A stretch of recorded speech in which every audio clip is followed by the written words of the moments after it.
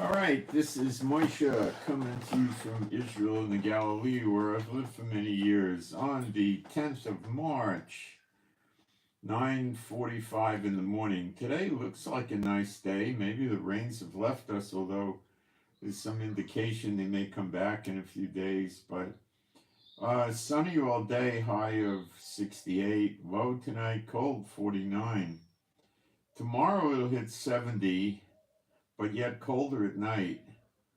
Tuesday, it's going to hit 79, as it will Wednesday.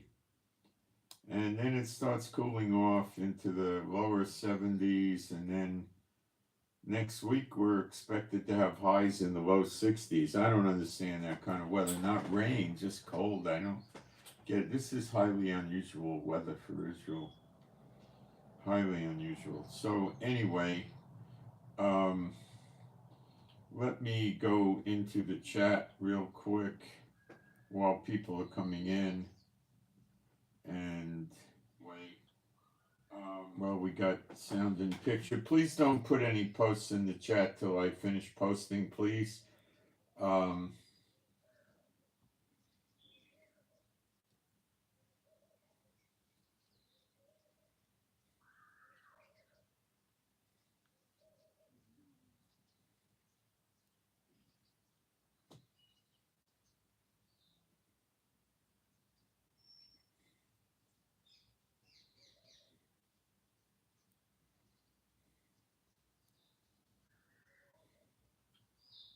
Hold off on posting in the chat for another minute. I'm putting up some things, and then I'll tell you when I'm done. It's not going to be long.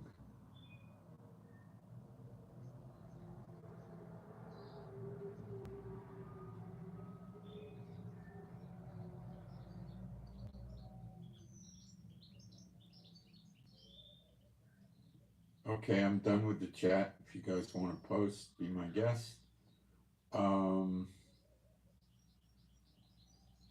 Okay, good. With that, now let's do our, get my blue sunglasses on to ease my eye strain.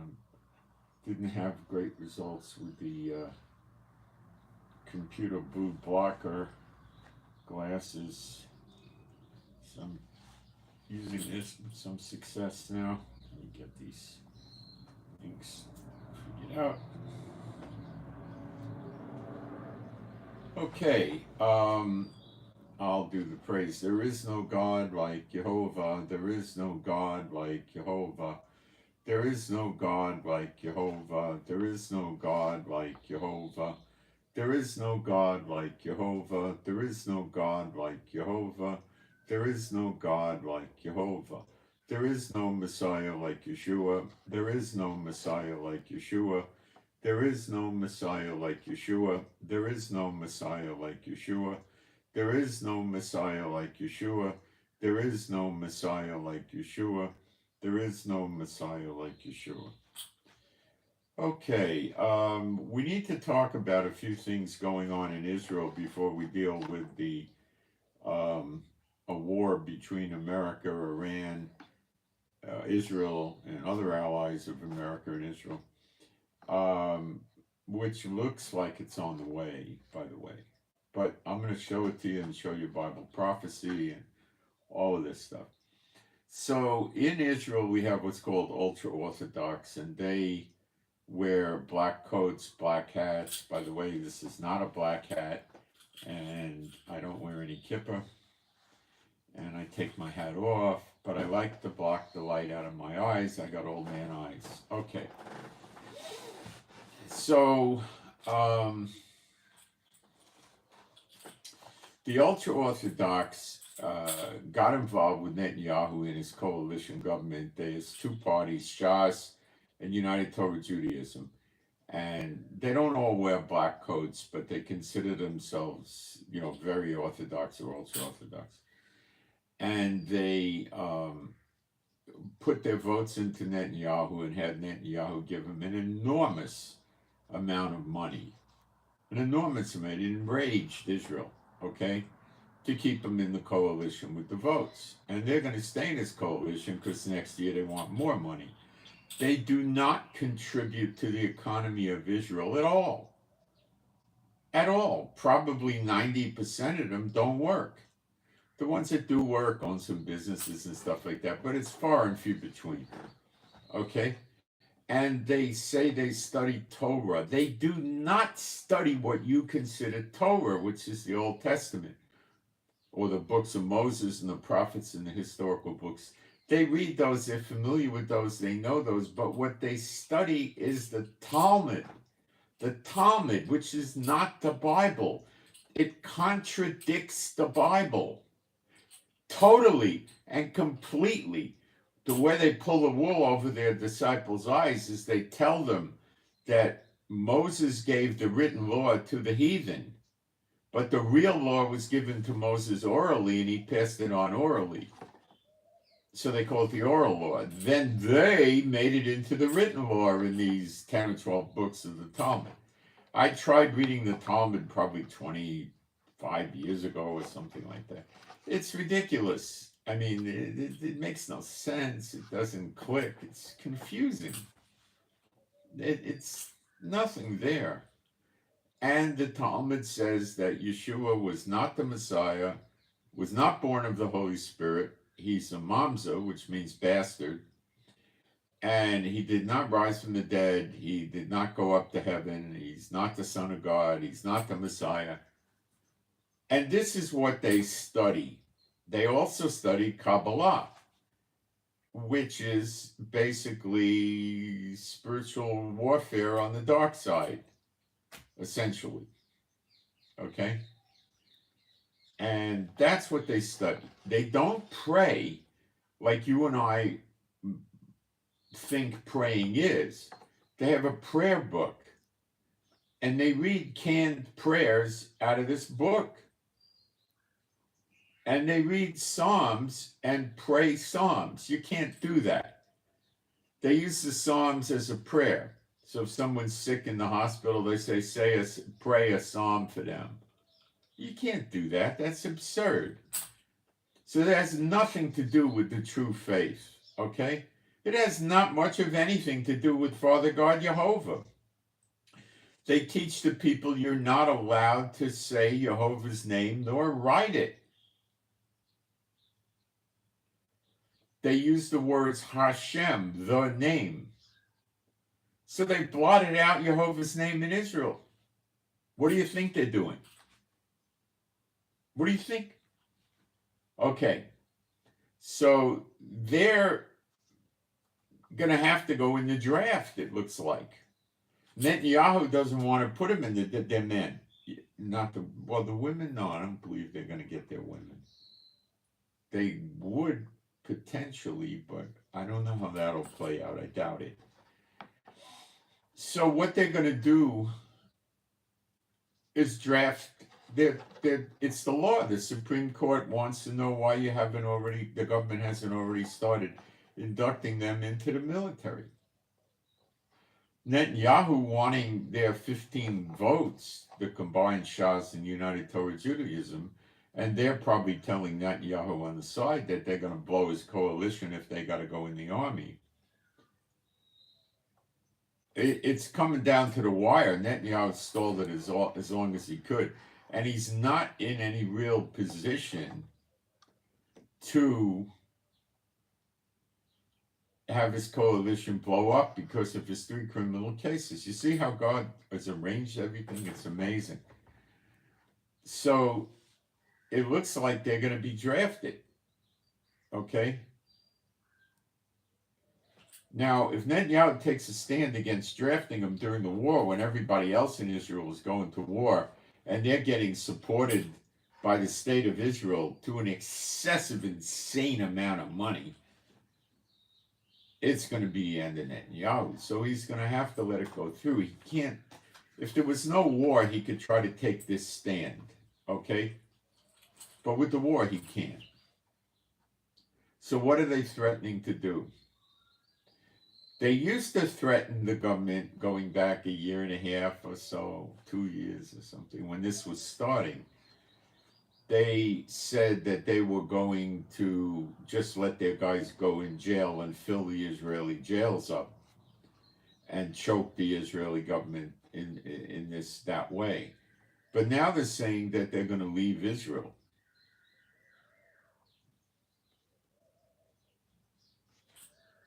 Okay, leave.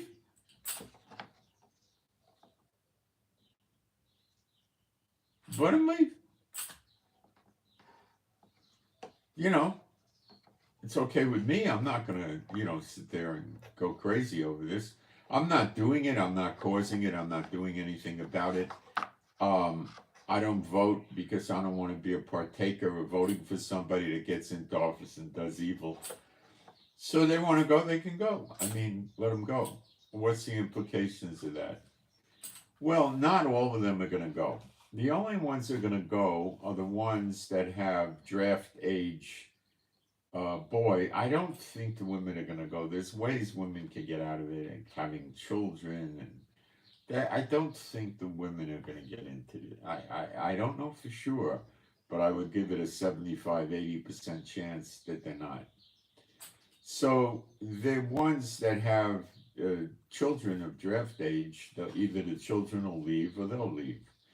Now, the community of the black coats will try to support them when they leave. Now, I don't know where they're going to go. A lot of them, maybe America, UK. Well, it would be, in my opinion, Europe, predominantly Western Europe, and but not exclusively, and the United States and Canada.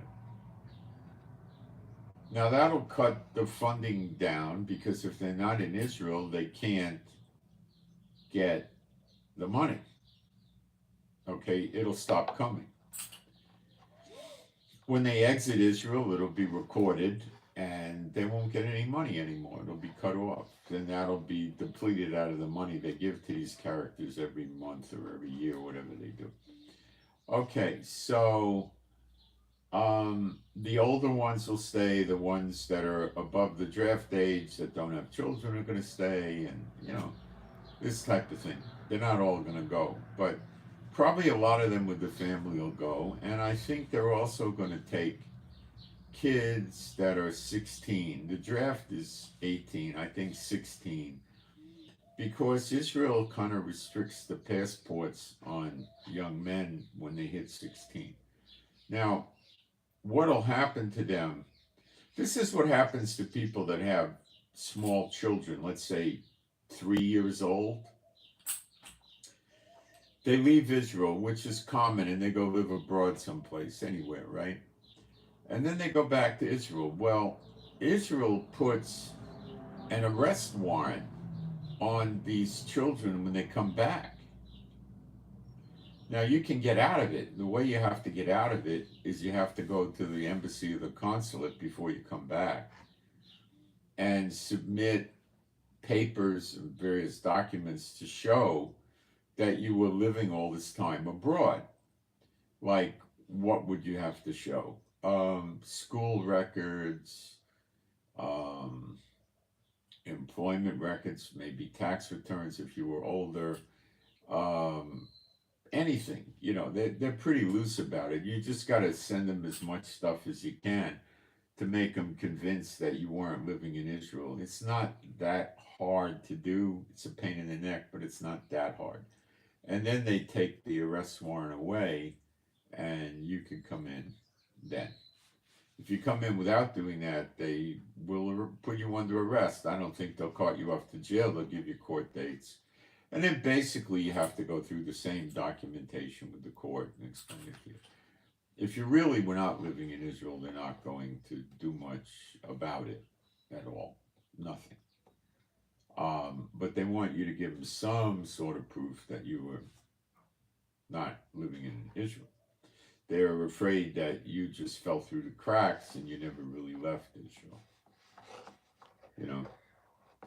So they're a pain in the neck, with that.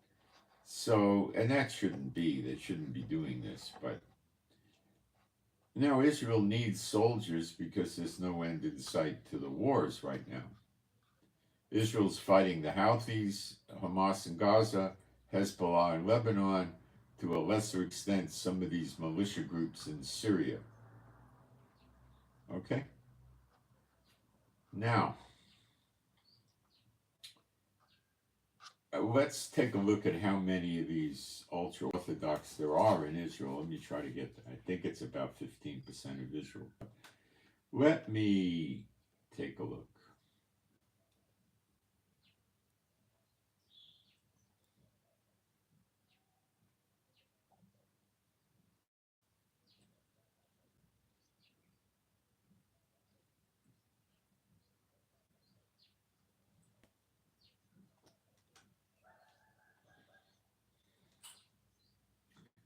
Let's put it in Google.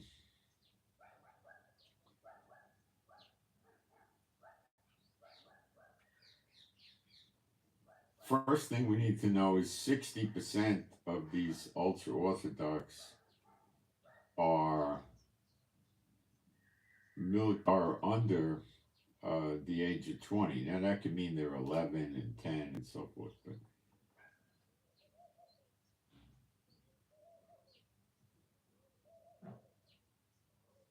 it's 13.3%. So it's about 1.3 million. So let's just assume that, I don't know how many,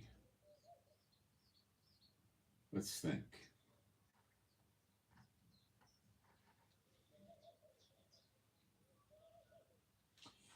Maybe 12% of them would be draft age, or something, maybe 15% if you take into account, well, let's see. You'd have to take into account 6-year-olds up to, well, I would say at least 26, something like that. So you probably could say you got, I'm just going to guess, 20%.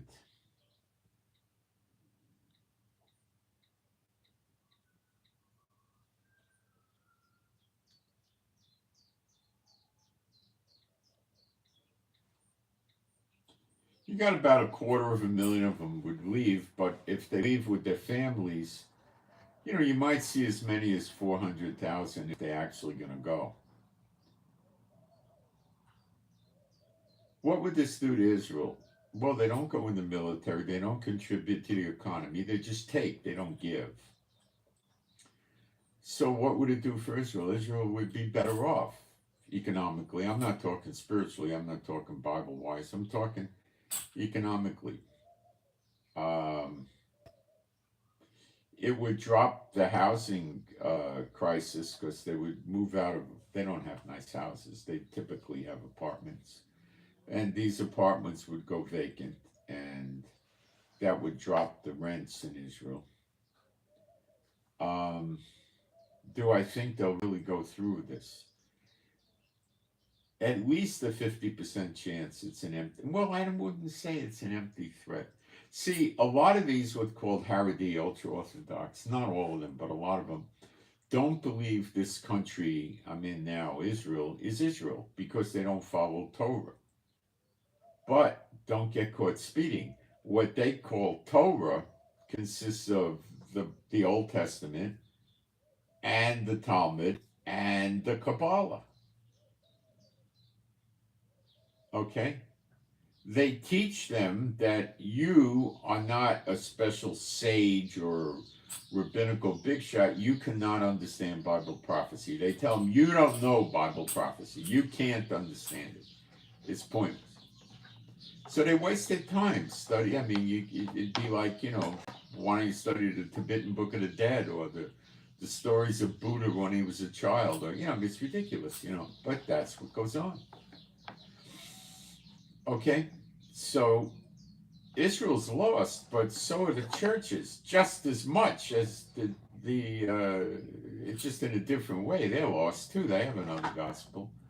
They all have another gospel. The Hindus have another gospel. The Buddhists, the Islam, it's all another gospel. The communists don't have another gospel. They just deny God altogether. They're like atheists. Don't have another gospel. There is no gospel. There is no Bible.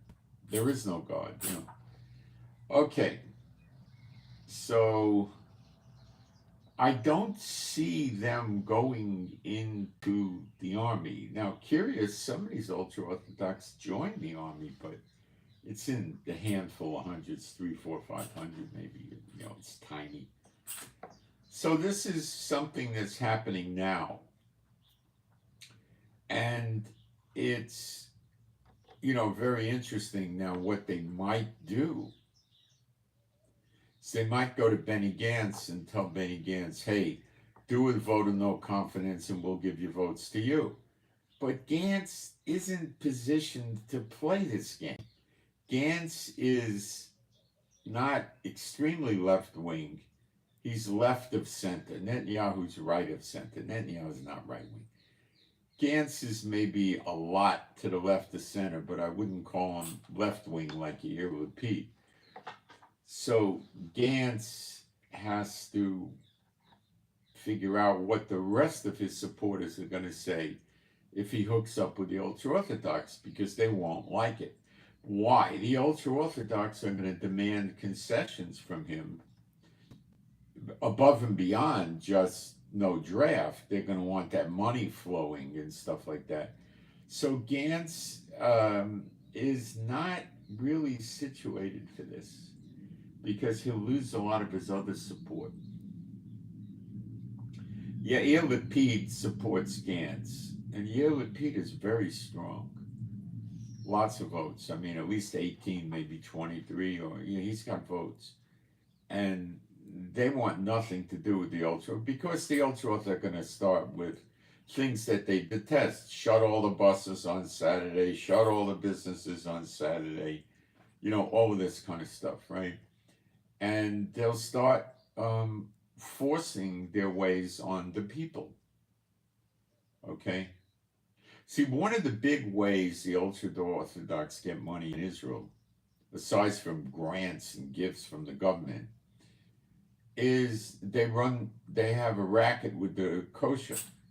It's again, under Netanyahu, they made it illegal for anybody to issue a kosher certificate to any kind of business dealing with food, unless it's issued by the chief rabbinate's office, which is entirely Ultra-Orthodox. So I used to think they added about 15% to our cost of food. But then I recently found out that the food in Gaza, before the food shortages, was selling for about 25% of what it costs in Israel. Whoa, what the heck is this? Admittedly, there's price fixing with the supermarkets in Israel and all of this, right? But not that much. So I think the Ultra-Orthodox are actually adding as much as 35% to the price of food. Because the kosher, which is not biblical, there's no such thing as kosher. The Bible law only talks about clean and unclean animals. I see kosher certification on water, okay? They have Mehedrin kosher, which means they inspect things like avocados and bananas, vegetables, which are never unclean. I mean, there's stupidity, like you don't want to, make some poison ivy soup and eat it, that'll wreck your lungs, I mean. But you don't want to eat thorns, but there's no plant that's unclean. There's no water that's unclean. There's polluted and contaminated water and bitter water, but there's no kosher water. I mean, what are you going to do about lake water or stream water when there's fish swimming in the stream and turtles in the stream and snakes and things that aren't clean? They inspect this Mehedrin to make sure there's not little microscopic bugs in the fruit that one might eat, which is unclean. The bugs would be unclean. And that's at a very high premium. And then they have meat that's called glat kosher, which means that the rabbis that are in on this inspect the area, the farm, if you will, where the let's say cows and lamb are raised, and they inspect them to make sure there's no unclean animals around them. So, okay, there's no pigs there, there's no elephants there, there's no tigers, no hippos or rhinos, come on. But what about unclean birds that come down and land on the animals and pick the bugs off the animals? What about the bugs on the animals? What do? Fumigate them? every day. Well, it's absurd. You understand? This is the theater of the absurd. And I think that's one of the reasons our food prices are so high. So there's been efforts to let the other rabbis, the conservative rabbis and the reform rabbis, certify the food for kosher. That would open up the competition. The ultra-Orthodox would lose their money. And these guys would undoubtedly do it at a much lower price. And they probably wouldn't support the unreasonableness of what they do. They also have another kind of kosher, which is, we call it, I think in Yiddish, Pesadika, or power of, it means kosher for Passover. So I've seen water that's kosher for Passover. What do they think you're going to do? Throw leavened bread in the water? This is, so Gantz is probably not going to perpetuate their domination over the control of the chief rabbinate's office. And that's going to be a severe drop in money.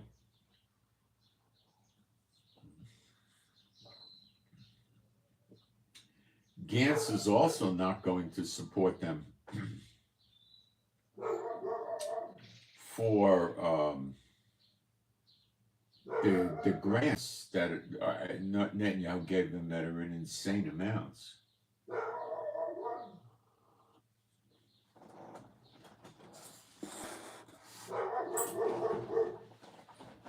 So I don't think Gantz, who's the only real contender to take out Netanyahu at this point, is in a position to go with them. That's why I think they're talking about leaving Israel. The things that they want to stay here are no draft and handouts.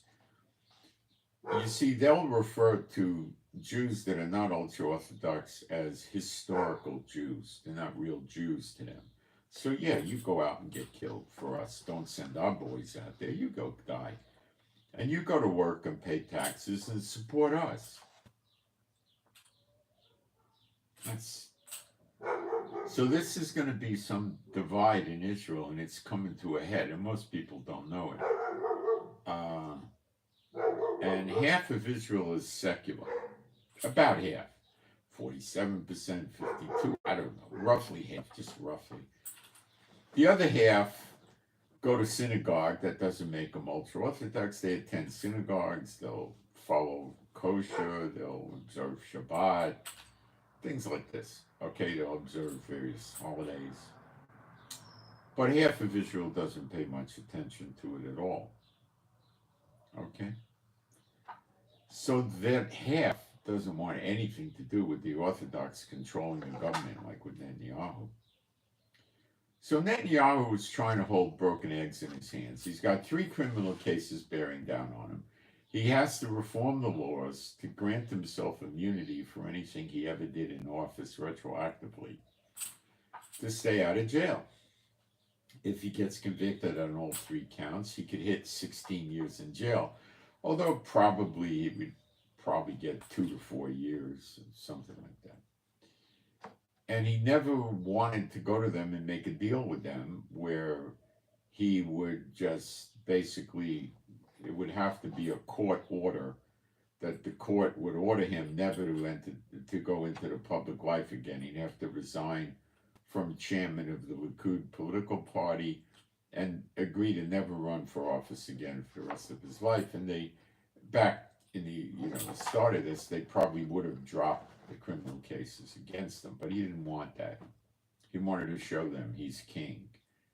He's failed, but he's continuing to do this. So he's got a problem with the right wing, which is Bezalel Smotrich and Itamar Ben-Gvir, who want to take more of a classical biblical position against the enemies of Israel.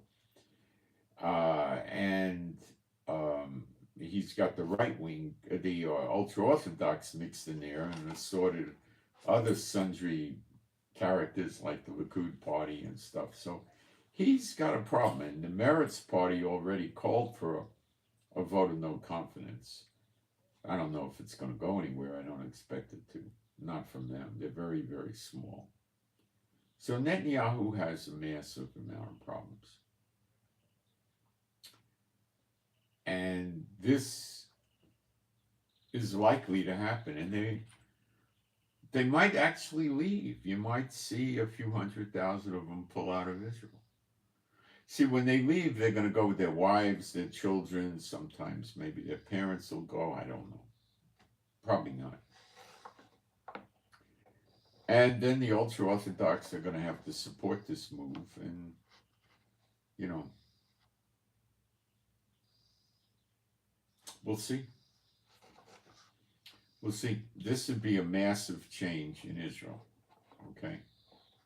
And I could see why Jehovah would do this.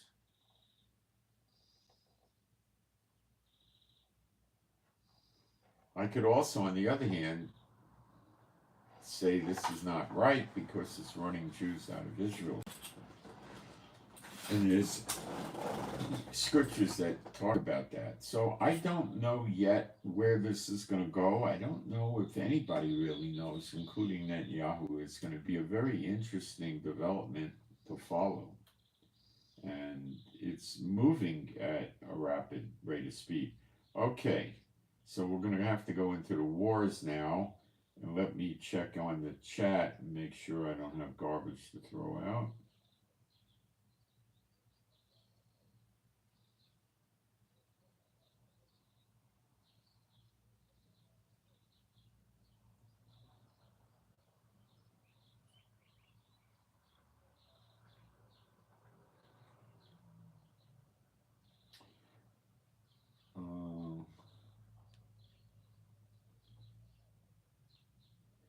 Don't post stuff up in foreign languages here, please. People come here and curse us in foreign languages. Sorry, remove them. If you keep doing it, I'll block you. I didn't block you. Okay, rapture. All right, that's not my topic, but I can cover this very quickly for you, okay? When does the Bible say the rapture occurs? Okay. In 4 verses in John 6, Yeshua himself explains it to you, and it completely contradicts the teachings of the church.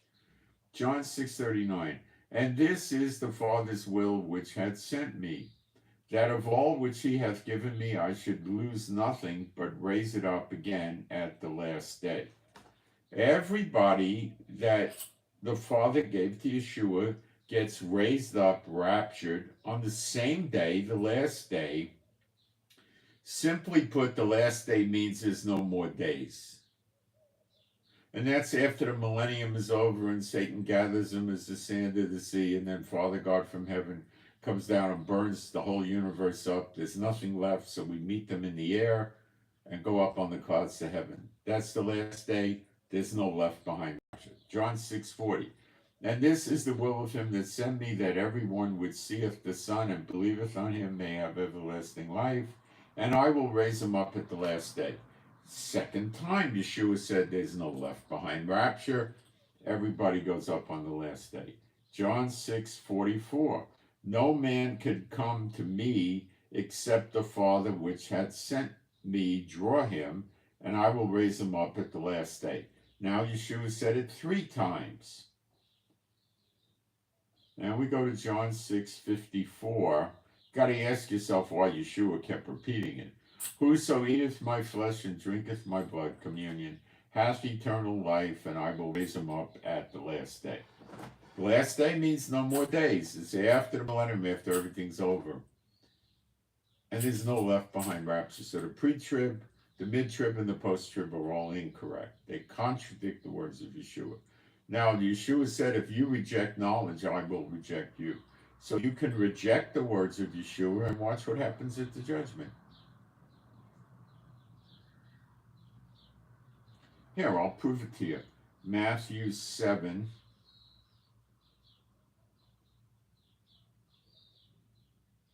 What verse? Maybe 15?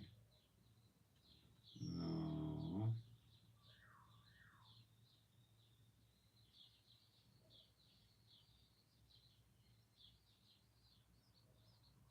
Wherefore, Matthew 7:20, wherefore by their fruits you shall know them. When they teach end times or any scriptures contradicting the Bible, that's bad fruit, and bad fruit only comes from a bad tree. Then in verse 21 he says, not everyone that saith unto me, Lord, Lord, shall enter into the kingdom of heaven. Well, that's what the church teaches. All you have to do is know who Yeshua is and you're in. Well, that's not what the Bible teaches. But he that doeth the will of my Father, which is in heaven, doeth the will. Faith without works is dead. They don't teach that. Many will say to me in that day, Lord, Lord, have we not prophesied in thy name? Now, the rabbis never prophesy in Yeshua's name, neither do the synagogues. It's not the Jews. They get thrown out of the synagogue, beaten up. It's the church only. And in thy name have cast out devils. Again, this is just the church. And in thy name done many wonderful works. The Jews do nothing in the name of Yeshua. And then will I profess unto them, I never knew you. Depart from me, you that work iniquity. Iniquity is lawlessness. And do they teach the law is dead? They do. They teach the law is dead and done away with, do they not? Absolutely. What does Yeshua say about that? You go to Matthew 5, I think maybe 17. Think not that I am come to destroy the law. The church teaches that. I am not come to destroy the law or the prophets. Now the churches teach the law is gone, but not the prophets. Go figure. The churches teach the law is gone, but they all talk about Yeshua is going to come back on Yom Teruah, Yom Kippur, Passover, whatever. Why do they say that if the law is done away with? Why do they teach Yeshua will come back on certain holidays, which is in the law? Crazy, right? I am not come to destroy, but to fulfill. Oh, but he fulfilled it, so it's over. Yeah, read the next verse. For verily I say unto you, till heaven and earth pass, one jot or one tittle shall in no wise pass from the law, until all be fulfilled. Whosoever shall therefore break one of these least commandments, and shall teach men so, he shall be called the least in the kingdom of heaven. But whosoever shall do and teach them, the same shall be called great in the kingdom of heaven. Is it true the churches have another gospel like the Orthodox Jews and the rabbis? Yes. Do they have another Jesus? Sure, the December 25th one. Tammuz, the sun god. If you were going to worship the sun god, what day would you worship him on? Monday, Tuesday? How about Sunday? Enough on that. Let's go to the war. If you reject knowledge, he'll reject you. So I probably gave you more information than you wanted, but I gave it to you.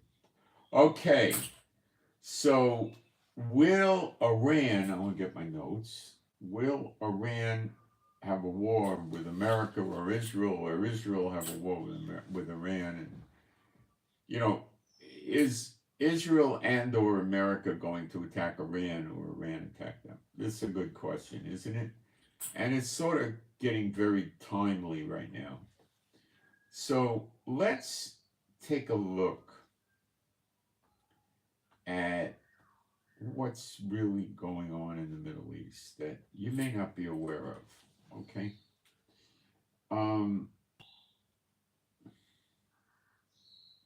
The thing that I need to convey to you is this. China and Russia are very scared of America. America has the biggest and probably the best military in the world. And they have a long sordid history of aggression towards other nations.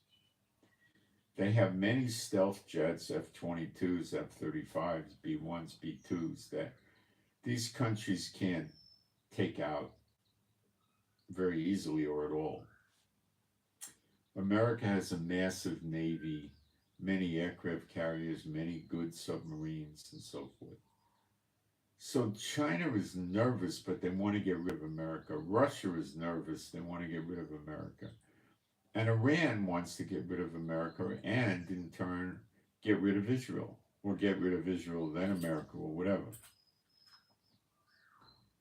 So that's the general area. Now, China's very scared, and North Korea somewhat scared, not quite as much as China, and Russia's scared, but not quite as much.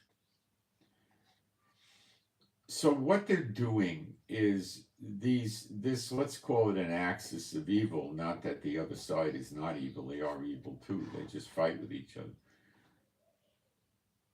Iran, the top tier of the enemies of America is China and Russia. They've both been broken harshly by sanctions from America, and their economies are in dire straits, and they're nervous and scared. They want to get rid of America, but they don't want to be a wasteland when it's over. But they know they got to get rid of America or else they submit to America, and they don't want to submit to America. Then you have the next tier, and these are not that important, and that's Iran and North Korea. And your third tier are satellite countries like Belarus to Russia, Yemen, Lebanon, and Gaza, and people like that. You know, Iraq maybe a little bit, you know, this sort of thing. And they're very unimportant to these more powerful enemies of America, but they use them. Now, let's continue.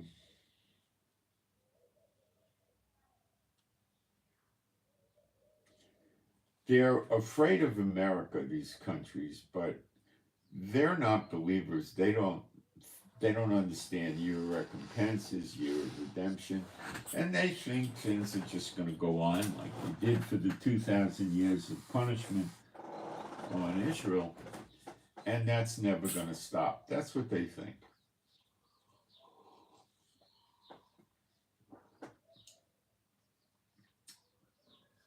Okay? So they believe there's going to be a 2024 election. And it looks very strong that Trump's going to be the next president, if prophetically time allows for it, which I doubt.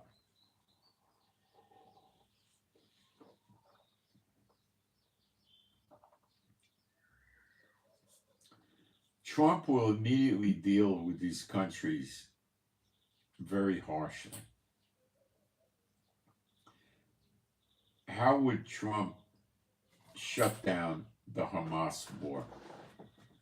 He would tell Hamas that he's going to support Israel, period, no limit, and you should immediately return the hostages, all of them, demilitarize and surrender, and you'll be well cared for and well treated.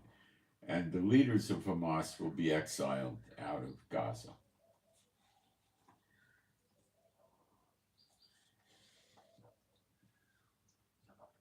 And then, and only then, after this happens, will they try to raise funds to rebuild Gaza from the UN, etc. If they don't do that, but Trump would say, I'm going to assist Israel in just going in and pushing you in the sea. That's what he'll do. Would he put troops in Israel? No. In Gaza? No. Now with Lebanon, what he'll probably do is bring a couple of aircraft carriers near Lebanon and start doing flyovers over Lebanon, breaking the sound barrier and stuff like that, and telling them that he's going to take an active hand in them opening up a second front against Israel. And if they don't stop it immediately, the next time they do a missile barrage, they're going to get bombed by America.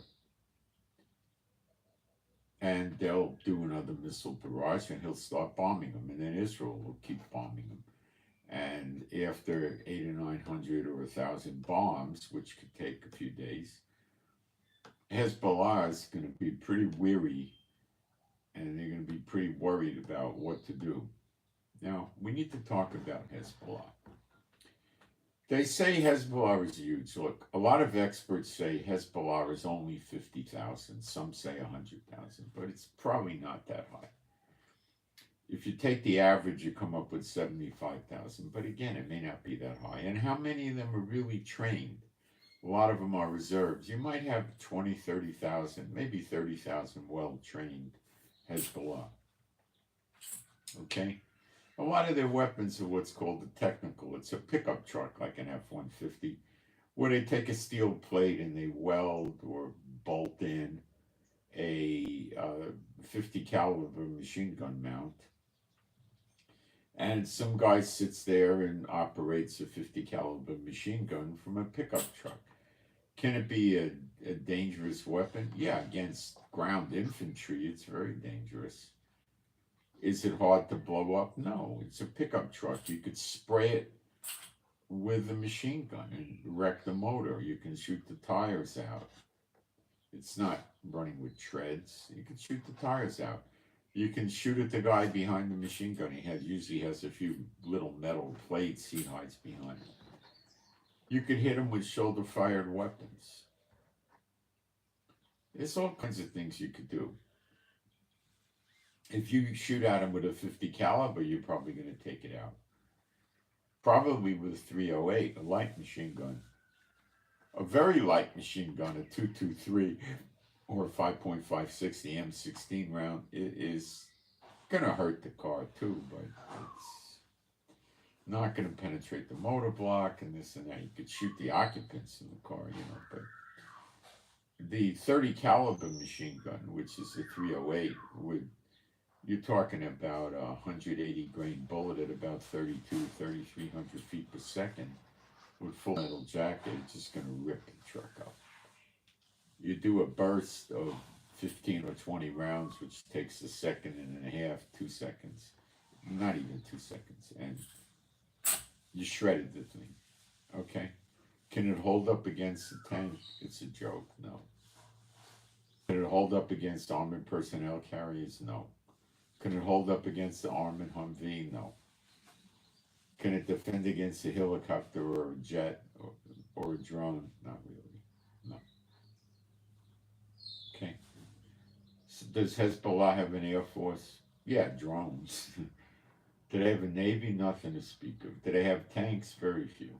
Very, very, very few. Minuscule on them.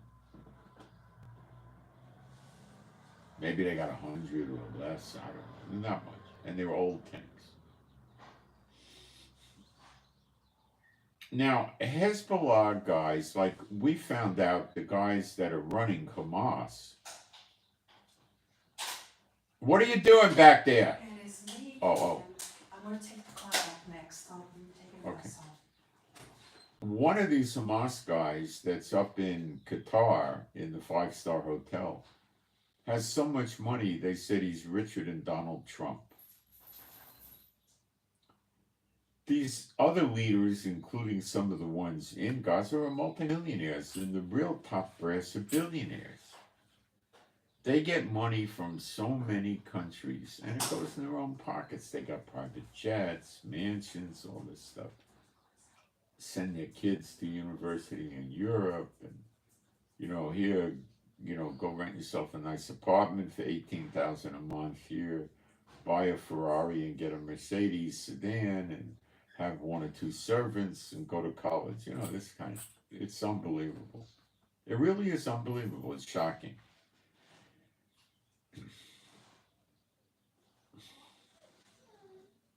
So, they're getting rich.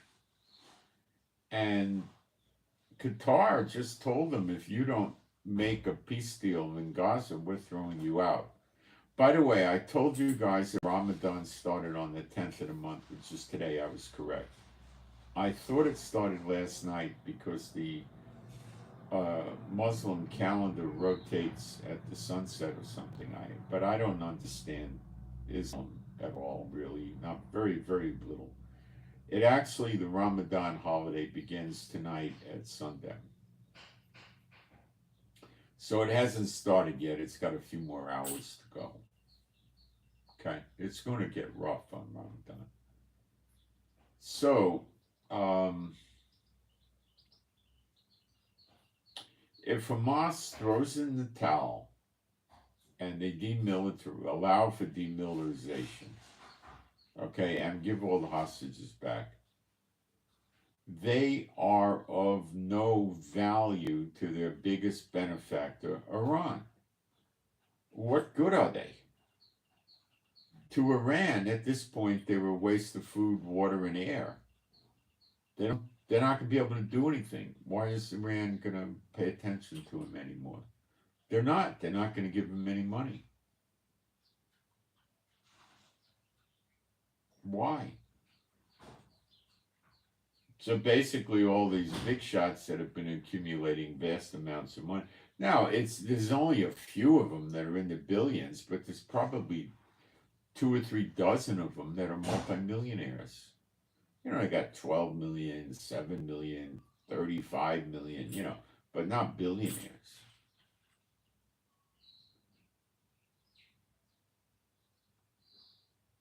In the past, I've showed you movies of the mansions of Gaza. There's enormous mansions. Well, they've been blown up, many of them, most of them.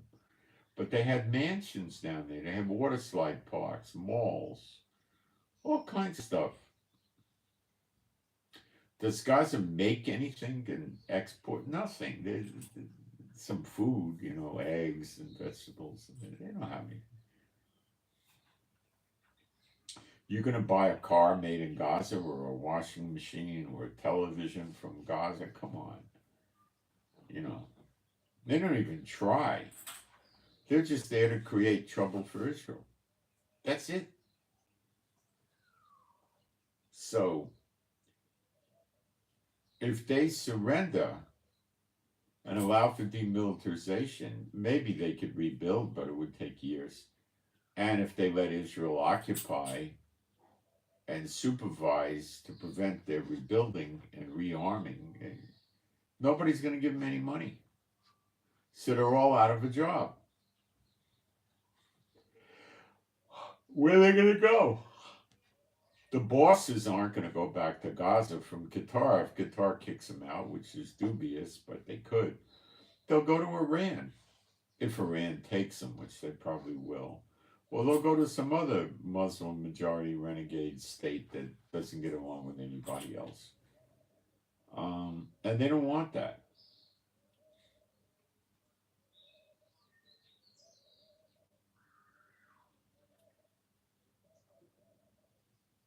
So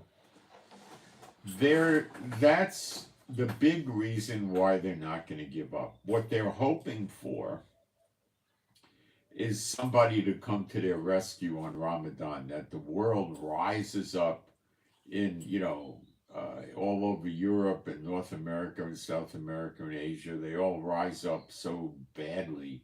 It causes the nations to put unbearable pressure on Israel to get Israel to stop the attack and withdraw. Hamas is close to being defunct. In other words, going down memory lane as a serious terrorist organization. Many of their tunnels and underground bunkers have been destroyed. And when we hit them in Rafah, which is the next target, that's the end of them as anything resembling a military. They can be, wild card guerrillas, like jungle fighting terrorist guerrillas, and that's about all they can do. And that's not worth a lot of money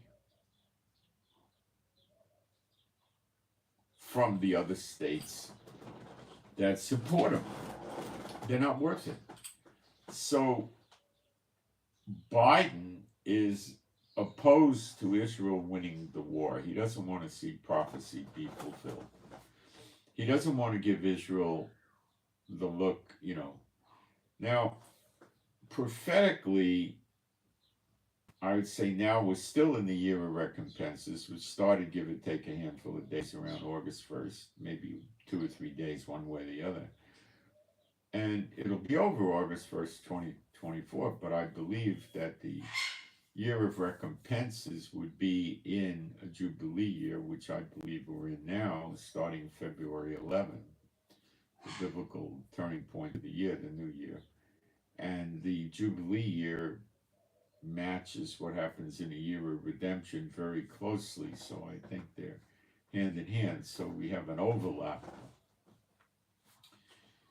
Israel has not succeeded in getting the land of Gaza back. Israel has not succeeded in stopping Gaza, but Israel from fighting, Hamas from fighting, but Israel has dished it out as in year of recompenses to Gaza. It is an unbelievable level. The streets are busted up. There's no traffic lights. There's no good roads anymore.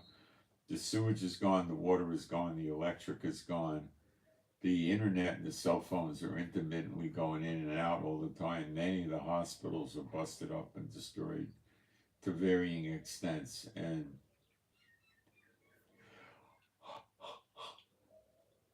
Israel is no longer allowing the Palestinians that reside in Gaza to come work in Israel. No more work permits because they betrayed us with October 7th. They did spying for Hamas and they participated in the massacre.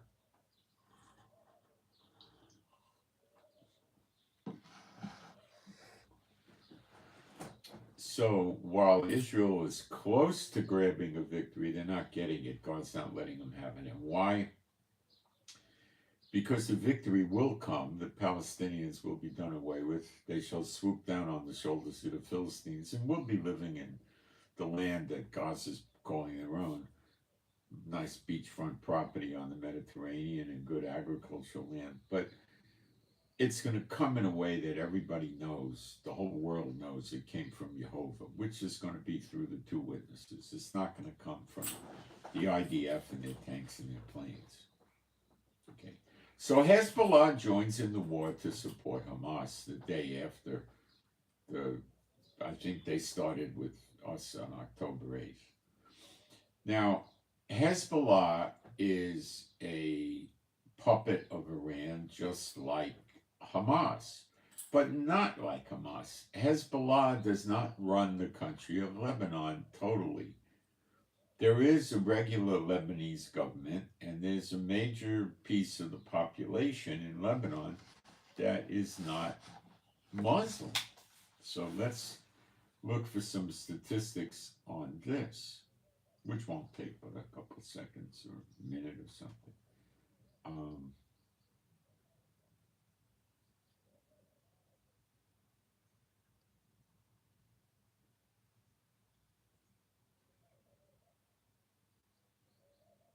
Lebanon has Christians, Lebanon has Catholics.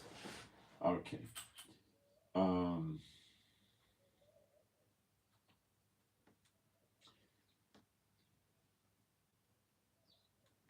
Lebanon is 67% Muslim. It has 31%, well, 32% are Sunni. And Sunni don't get along with the Shiite, which Iran is Shiite. So they don't get along. The Sunnis don't believe in waging war against Israel. And then about 31% are Shiite. And then there's smaller amounts of Alawites, which probably side with the Shiites. Now, they're counting Catholics and Christians, they're 32% of them. And then you have Buddhists and Hindu and all that in smaller numbers. Okay?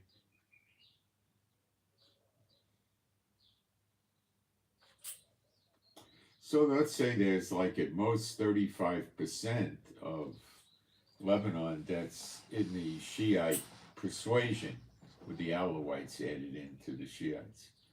That's roughly a third. Hezbollah has been on a campaign for a number of years of trying to legitimize themselves and take over the entire Lebanese government, which is probably not going to happen. So they have seats. Hezbollah members have seats in the legislature and stuff like that, but not a majority or anything like that. The Lebanese government is clearly afraid of Hezbollah because Hezbollah will kill the leaders of the government and their children and their wives and all that.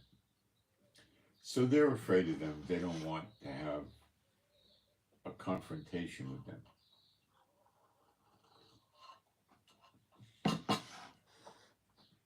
Okay?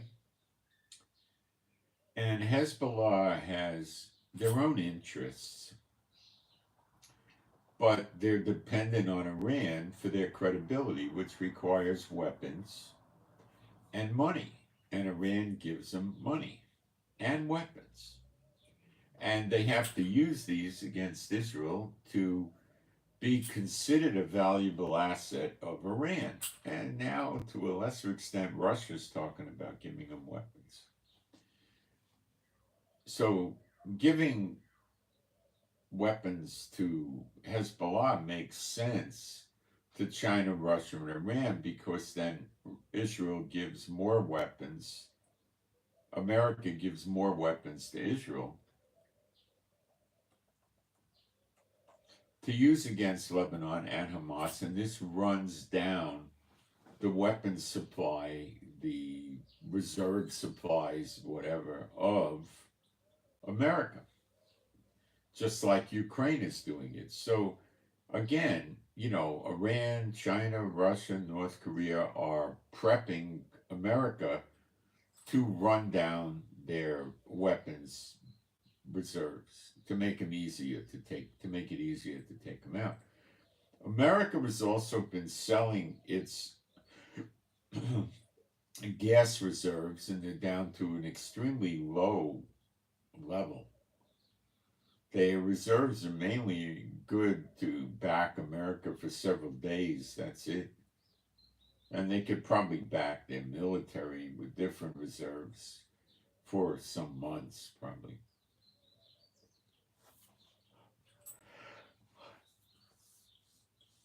So because America's oil reserves are so low, they have a motive to attack Iran, don't they? Because Iran is just gorged with oil and gas. It's just loaded with it.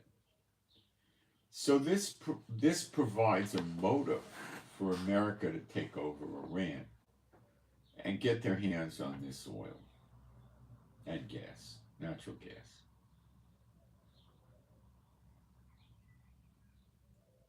Okay? This scares Iran. But back to Hezbollah for now.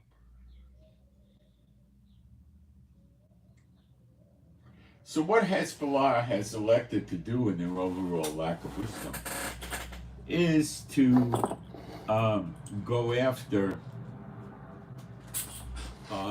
Israel in the form of, for lack of better words, border skirmishes with Israel. This is making myself a little juice here.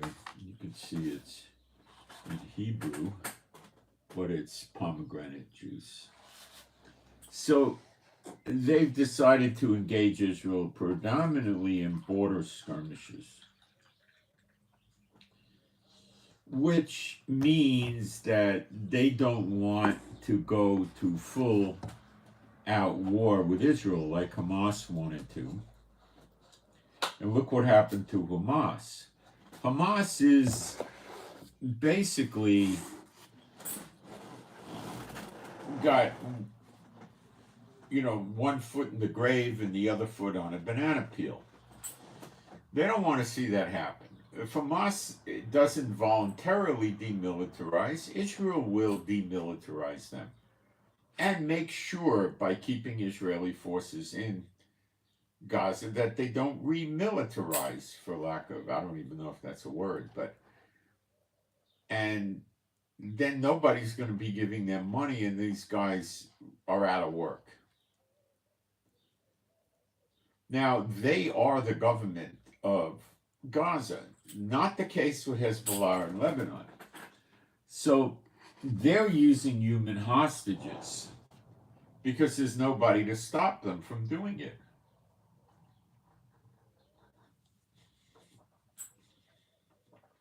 Who's going to stop them? They're the government. They can't do that in Lebanon. So the 100,000 people living near the Israeli border in Lebanon have evacuated from their houses weeks ago. This gives Israel a much freer hand. There's no human hostages. They don't have to worry about civilians. Of course, probably 98% of them have evacuated.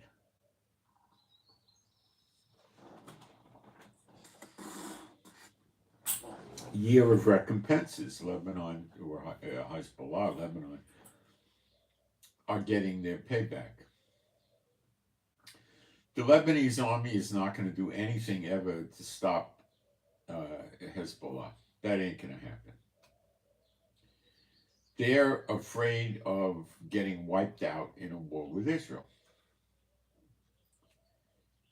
Now, the more intelligent assessment of what kind of missiles Hezbollah has come up with about 130,000. And that's counting anti-tank missiles, which have a range of, let's say, under a mile, and it's basically a line-of-sight weapon, and it's not got a very big warhead.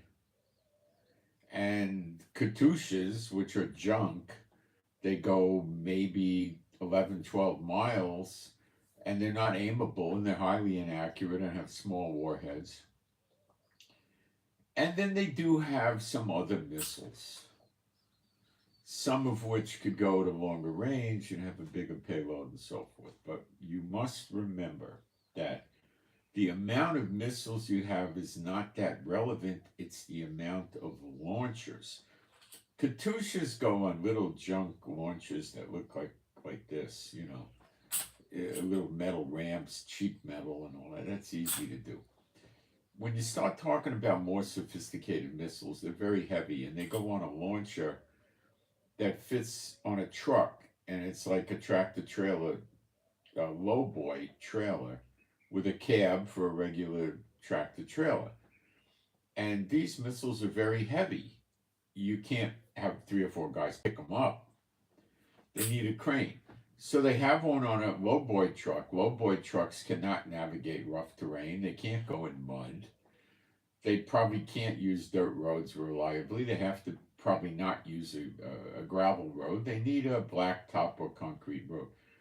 So they have these things with a big missile. They turn their radar on for their missile to guide and direct it, set the coordinates, hit the launch button. By then, the Israelis have captured the GPS coordinates of these missiles, and a number of things happen. Immediately, artillery, which we have radar-controlled artillery, fires at those coordinates. Okay? Aircraft come and shoot rockets and missiles at this truck launcher. And it's usually done very rapidly before the soldiers can get away from the launches. So what they got to do to reload this launcher on the back of the lowboy trailer, which is probably about 25 to 40 feet long, they've got to get it out of there. So they launch the missile, then they got to, you know, get in the truck and start driving. But, you know, this is not a highly maneuverable truck, and the planes are going to search for it, and they're probably going to find it. What's the truck going to go? Probably a maximum of a mile by the time the planes show up. These trucks are not going 70 miles an hour on a superhighway, guys. They're probably moving along at, 15, 25 miles an hour. And they find the plane. They find the launcher, and it gets blown up. That's it. So you don't worry about peeling down their missiles, you peel off their launchers. So the experts are saying, not the Israeli government, the experts are saying that Hezbollah has the capability, potentially, of launching 3,000 missiles a day at Israel. And this is true.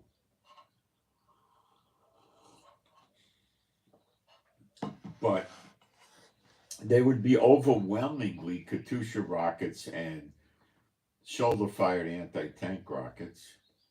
And they would be hitting just the border areas by Israel, which are evacuated. But they would hit some soldiers that are up there. Now, they're not going to be able to shoot 3,000 rockets a day for very many days. Maybe this could go on for 2, 3, 4, 5 days. And that would be it. And it's, you know, it might start with 3,000, but the next day it might be 900 or something, or even 600, or, you know, it's going to keep going down and down and down. Netanyahu would deploy a dead bare bones minimum of 75 jets round the clock bombing them. It would probably be 125, something like that.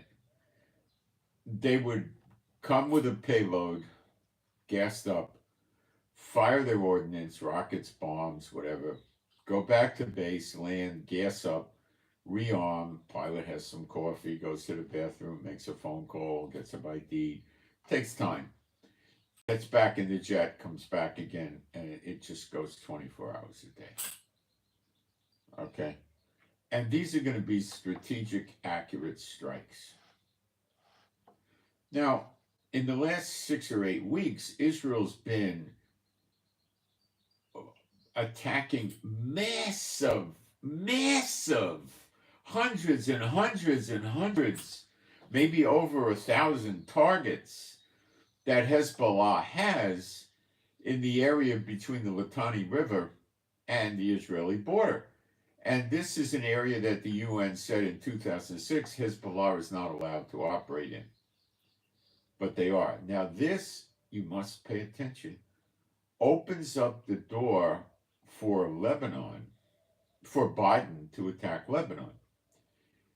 Way back when he said, if you're thinking of opening a second front against Israel, I have one word for you, don't. And he threatened them several times. Now, he may go through with these threats, and I'm going to explain to you why. Give me a chance. It's all about understanding Iran and what's up against Iran and what Iran is trying to do. And we're going to get into that fairly immediately in a great amount of detail. And some of it is going to be rather eye-opening to you because it's going to be, you know, facts you could check in Google and you're going to say, wow, I didn't know that, you know, but give me a chance. So Lebanon, if they up the game with Israel, they're going to lose. Israel will take damage. My study of Bible prophecy, I believe Israel's going to take a lot of damage, and probably from Hezbollah. It may be from another source in a month or two, but it looks like it'll be from Hezbollah. Now, Lebanon is going to lose their electrical grid. They're going to lose a lot of things, okay? And Israel might lose their electrical grid. And Israel might lose water desalination plants, and Hezbollah may shoot at Israel air bases where our hangars are frequently under the ground, so they're not going to harm the planes, but they can blow the runways up, and it would take hours to redo the runways. But it's not that big a deal, but it's enough to slow you down. Now, nobody ever talks about Israel's surface-to-surface missiles, do they? You ever hear anybody say, well, Israel has 11,000 surface-to-surface missiles, or 109,000, or 2,100? Never. You never hear anything about it. I knew a guy years ago that was a colonel commanding a secret missile base. You think we close those and don't have secret missile bases? We do. And we have missiles. We have surface-to-surface missiles. So if they say, and we got better stuff than Lebanon. So if they shut air bases, we're going to get them with surface-to-surface weapons. You never hear anybody talk about that with Israel, but, you know, just use your common sense. You think Israel doesn't have them?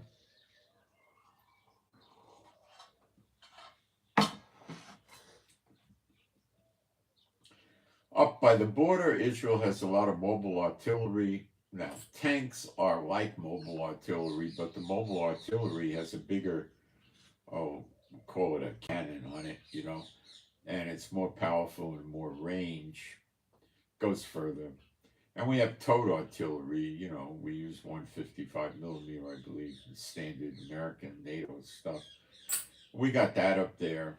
And what Israel's going to do, and the way has already been paved because we've attacked so many Hezbollah installations in this strip of land between the Litani River and the border of Israel. Hezbollah has already been significantly weakened in this area. And our tanks could roll in this morning. They roll in. And the mobile artillery is the thing that looks like a tank with a big artillery piece. It goes too. Armored personnel carriers, troops, air support, helicopter support, all kinds of stuff go in. And we play knick-knack on Hezbollah's drum, boom, boom, boom. And Hezbollah will quickly be diminished. Now, our defense minister at the time this started repeatedly told Israel, I can put Lebanon in the dark ages in one day. And he can.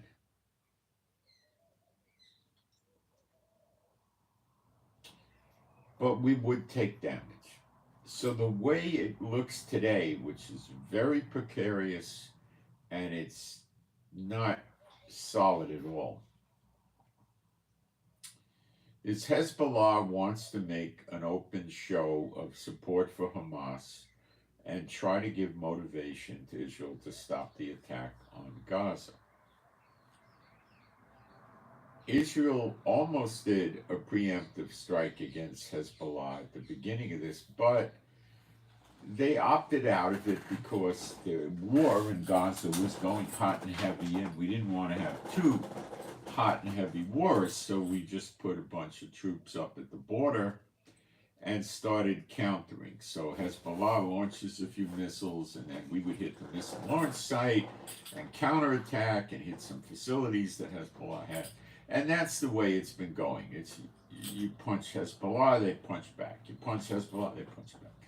A very stupid way to conduct a war, but Israel is sitting there thinking, well, it's not so stupid because when we go into the Rafah crossing and we polish off Hamas, we don't even need that many more troops and aircraft working down in Gaza. We could dedicate ourselves more to Hezbollah.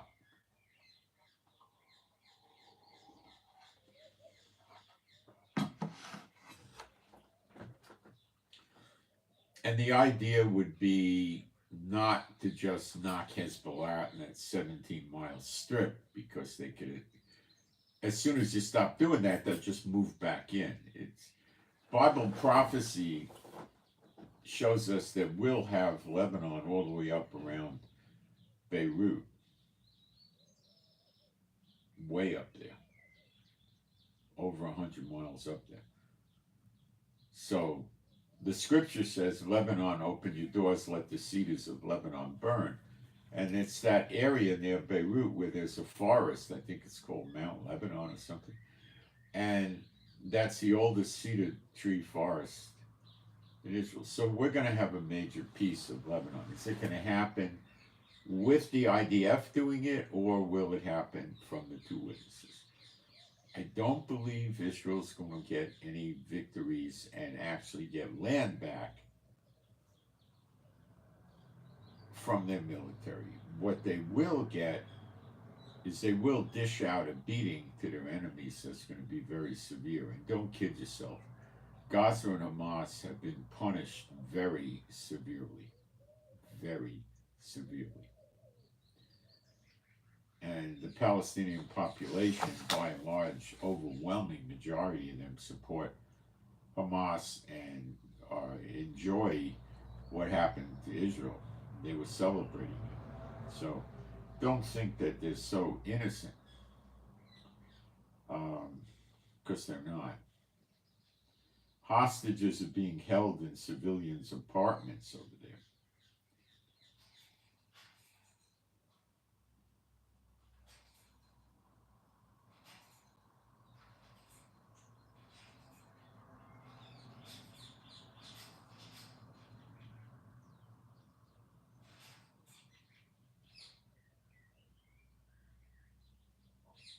Well, I know you guys are making fun of me being old in the chat, so should we pray for you to die while you're young? Is that what you would like, to be dead at a young age?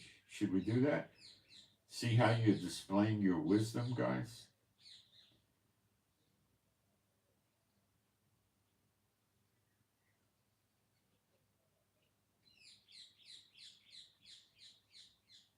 Is somebody calling me Paul Walker? I don't know who Paul Walker is, guys. Sorry. Somebody's calling me Robin Williams. I knew Robin Williams. He's quite dead.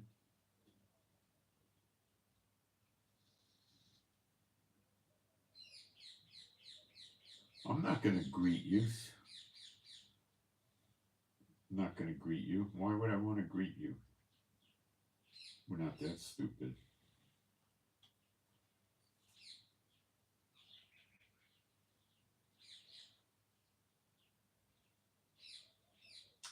Tampa, Florida.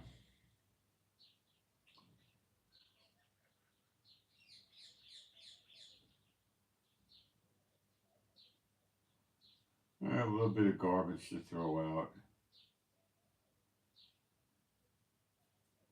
Okay, I got rid of the junk. All right.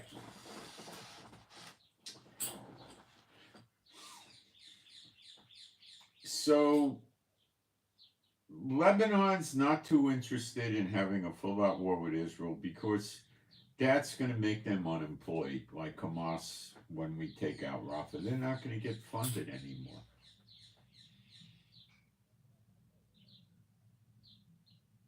Israel's going to occupy Lebanon to create a buffer zone after that. It may be that we may occupy it 130 miles in, but we're going to occupy something over there. Now, don't expect us to get the land back in Gaza or Lebanon. Now, we probably will occupy Gaza with some soldiers in the immediate future, I suppose, but that's not going to be Israelis moving back and getting the land and all that. That's not going to happen, I think, until the two witnesses deliver this for us.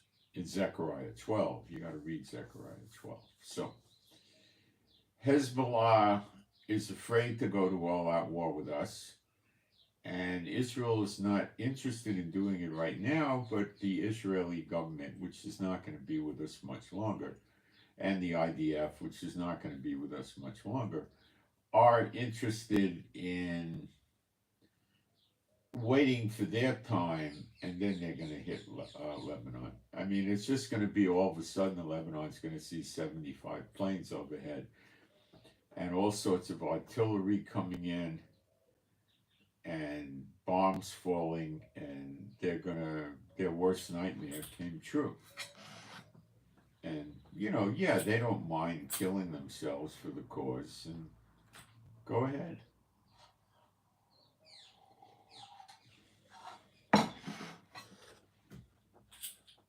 They're goners. They're throwaway assets to the guys at the top. So, yeah, there's probably going to be a war with Lebanon after the Rafah war, which is probably going to start any day. So the chances of any sort of a ceasefire, peace deal, hostage exchange before Ramadan has got a few hours to go, and it's not happening. Don't think we're going to have anything in the next few hours, because right now the talks are all broken down. All right, I'm going to be back in a minute, take a fast break, and we're going to work our way up to Iran and America and what's really going on.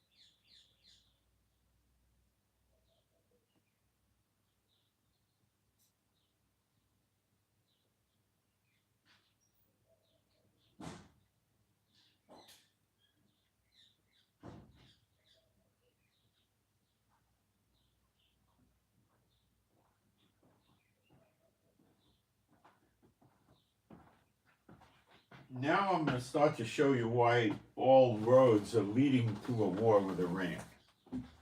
Because I think you're going to see this war. But I have to touch on the Houthis first.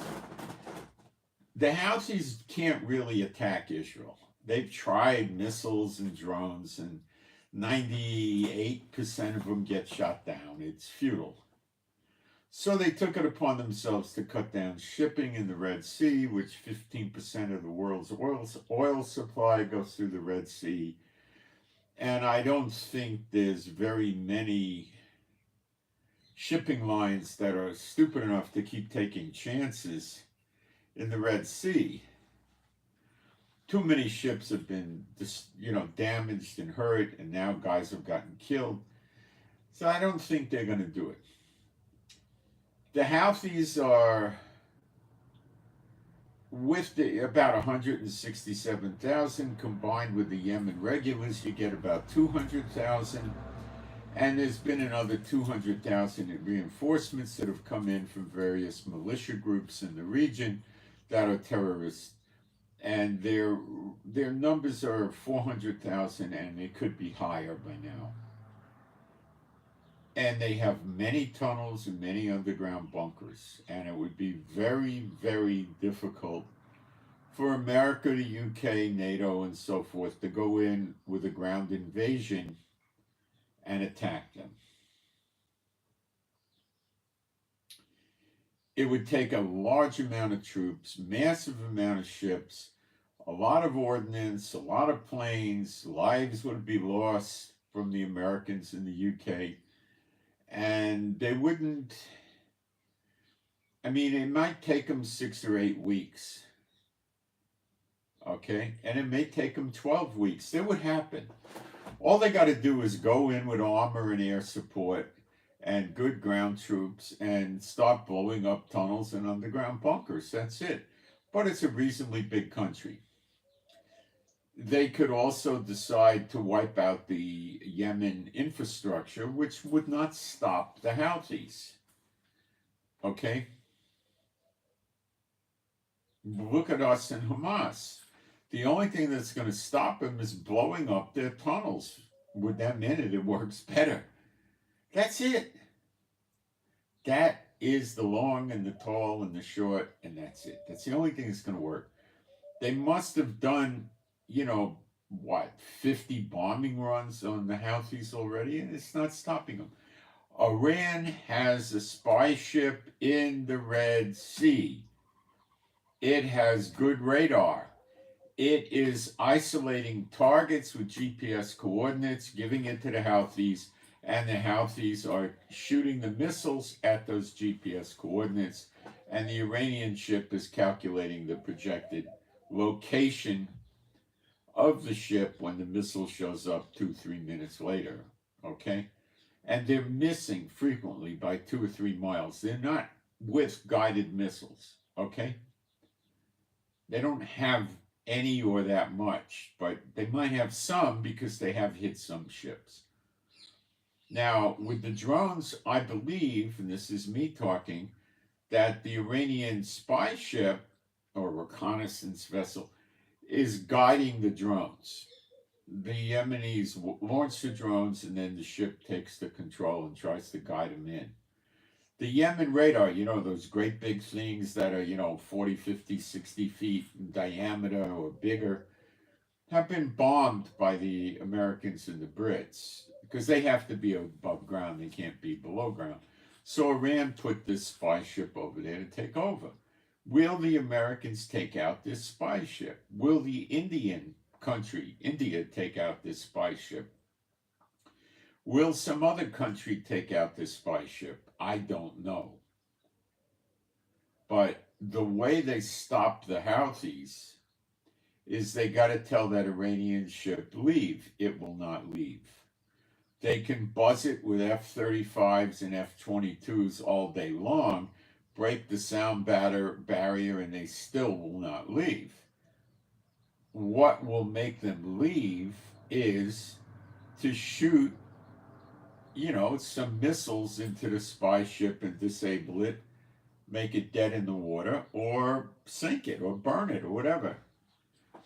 They probably have precision capability to hit the Iranian ship in such a way that it would go dead in the water and not be able to function. But then what? Is Iran gonna go say, okay, we have ICBMs and we're gonna launch them and hit Washington D.C.? Don't believe that ICBM stuff. It's not real. They can't pierce the firmament and travel in space. Read Genesis 1. The other side of the firmament is gazillions of gallons of water. And guys, if you believe the Bible, you can't believe this stuff. They have nothing to hit America with. Neither does China or Russia, unless they take ships or planes and they go close to the coastline of America, maybe 150, 200 miles. Maybe they could do that. Maybe you have to even get closer. So they're not doing nothing of the sort. Okay, so Iran's not going to hit America, okay, like that. But we have to cover sleeper agents eventually. All right, so Iran is going to keep agitating the pot. Russia and China have mutual defense agreements with Iran. The more Iran uses their proxies, the Houthis, Hamas, Hezbollah, and the Iraqi militias in Syria and Iraq, the more ordnance America has to spend. And America's reserve supplies of missiles and bombs and things like that, bullets and those, has been run down due to Ukraine. And Russia is trying to have America run their supplies down even more. Remember, Russia, Iran, China, North Korea are being obliterated off the economic face of the earth by sanctions. And when the economy gets bad enough, it'll collapse. The other thing that can cause a collapse of a country is a lack of energy, gas, and oil. And China is deficient in those. Okay? China needs this. China doesn't like relying just on Russia because Russia's walking a dangerous tightrope right now with NATO and has been for a long time. Okay? So, let's take a look at what China's done with Iran. And this most people don't know.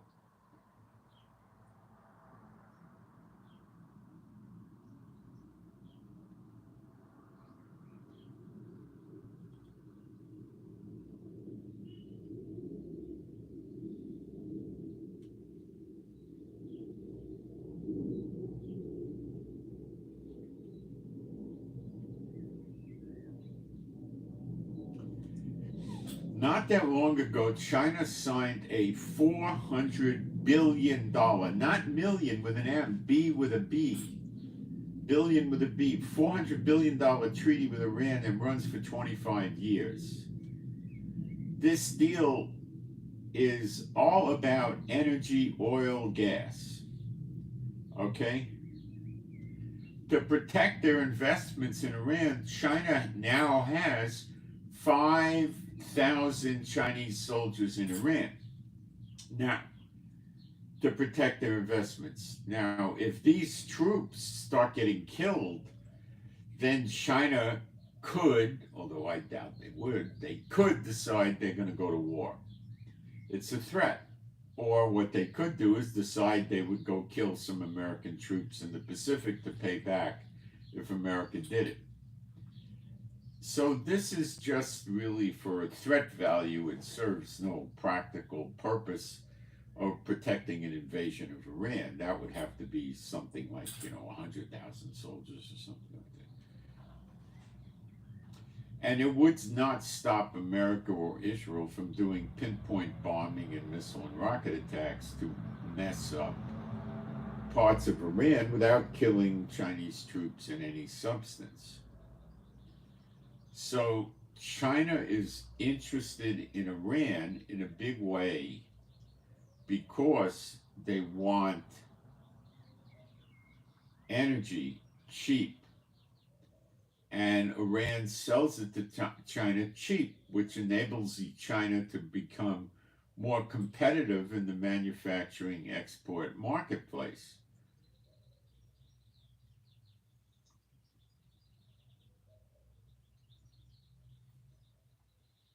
Interestingly enough, Pakistan, which is next to India, and India and China don't get along. That Chinese border within the Chinese-India border in the Himalaya Mountains, that's in confrontation zone.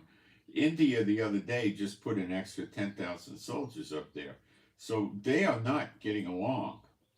Pakistan is an enemy of India and vice versa, and China is an ally of Pakistan, and they have troops in Pakistan. Now, I don't have a good troop count. It's not a lot, though.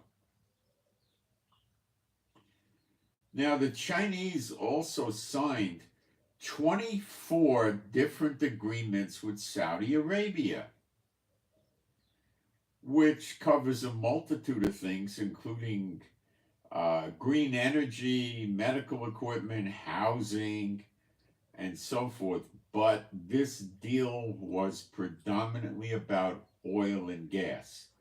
The other stuff were just enticements to get the oil and gas deal with Saudi Arabia. So China is in bed with Saudi Arabia and Iran. Now, America is also in bed with Saudi Arabia, but not Iran. It's going to get more fascinating as I start opening this up to you. Just wait.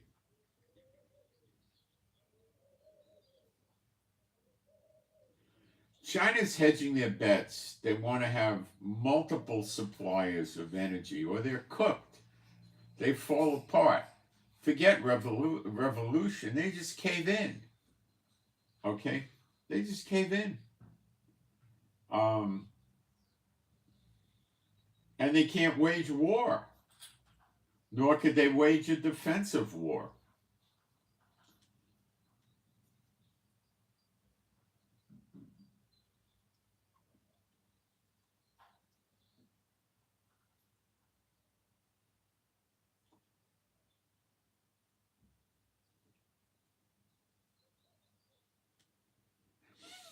Now, we have motive for America attacking Iran. America's oil reserves are way down. They might only be able to run America for a handful of days or a week or two or something. And then they're going to run out of gas.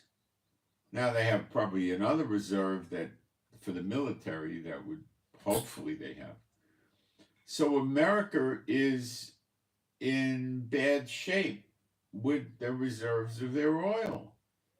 Iran is chock full of oil and gas.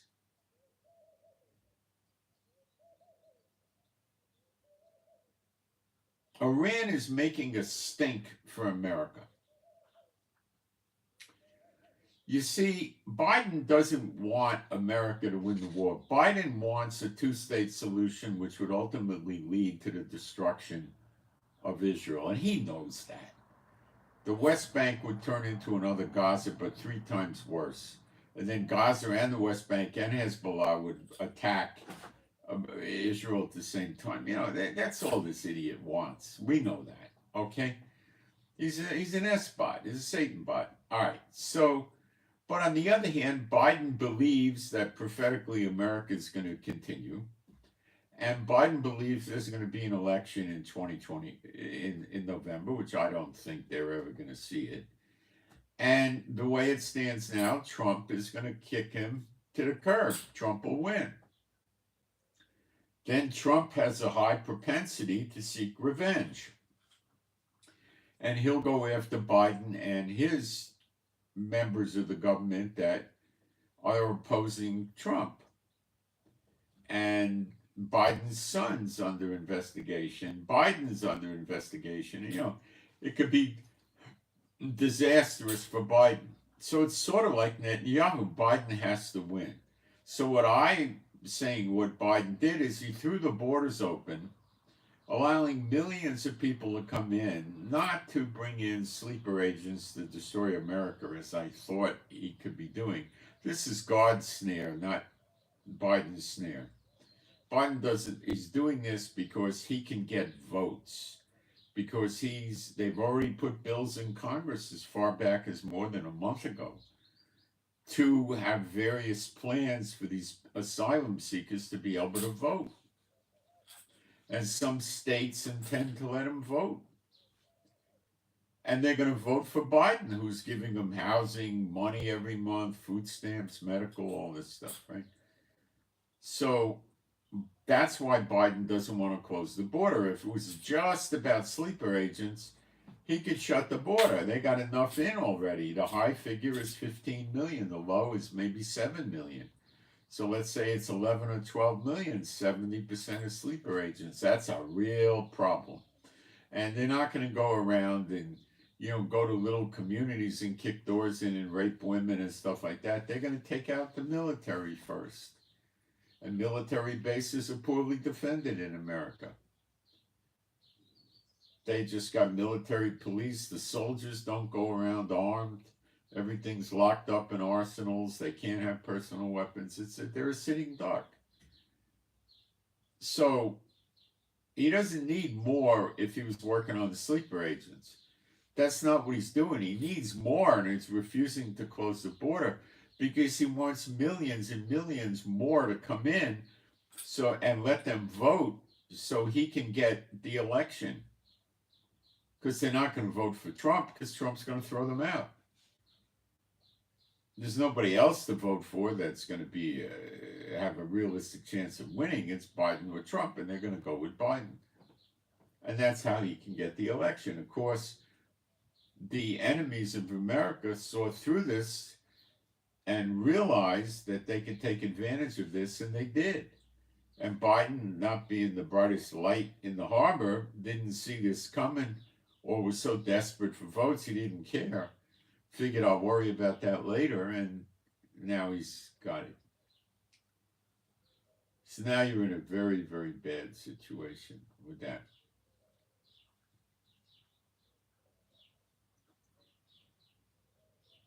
And these sleeper agents are from drug cartels, I'm sure.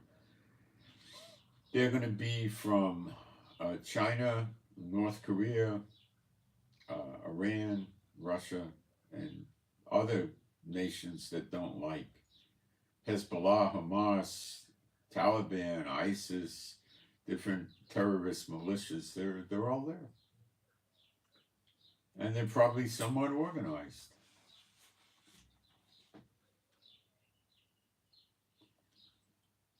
And Biden at this point is under gross confusion. He don't know what to do. He don't know if he's coming or going.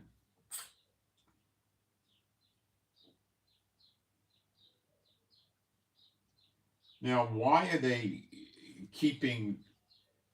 why is Iran using Yemen, well, mostly Hezbollah and Hamas, to keep hitting Israel? Because Israel needs to get the weapons from America, because we don't have that much bombs and missiles and stuff. So America gives us more and more of this stuff, and we use it up. And this drains the surplus or the backup weapons supplies of America, making America easier to fight because they don't have that much munitions in backup reserve. And that's one reason why they're doing this.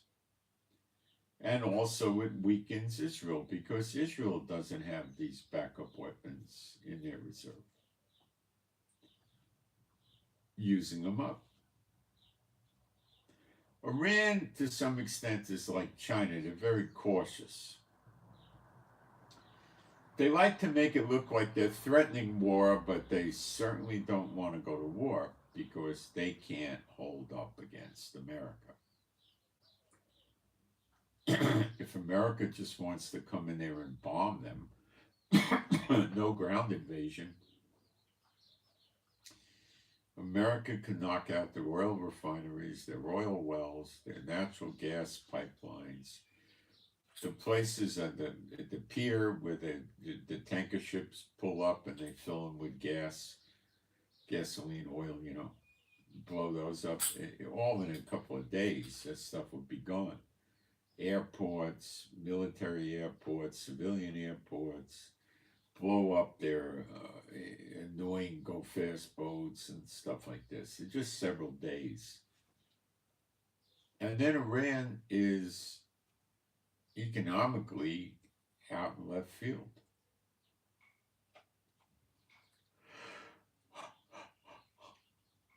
And when Iran is out in left field and they don't have this money, then what do the Houthis and Hamas and Hezbollah do? They dry up. They're not going to get weapons anymore because America or Israel or both would hit the weapons factories and the supply houses and all that. Hit Iranian radar, and Iran would be devastated. So what if America just lets Israel, leaves them in the lurch? Well, what would Trump do? Trump would get out there and say, can you believe Biden? Israel is the best ally America ever had, and Biden turns his back on Israel. This guy is dangerous. This guy can't be president. So that's why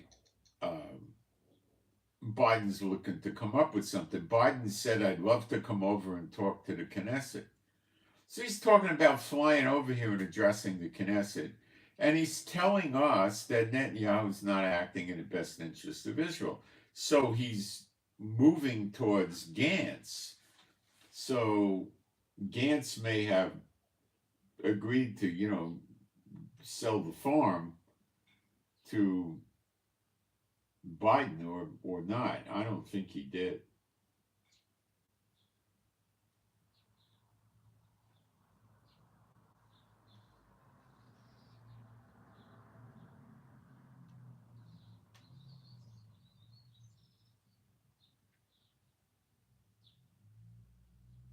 So at some point, somebody, we just had a loud explosion here somewhere. I don't know what it was.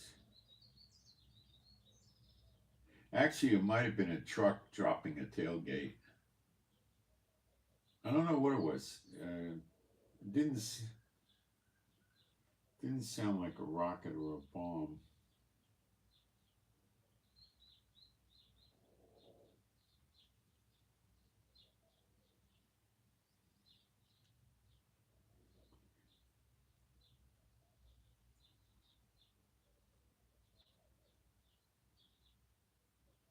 Didn't sound like it. I don't know what it is.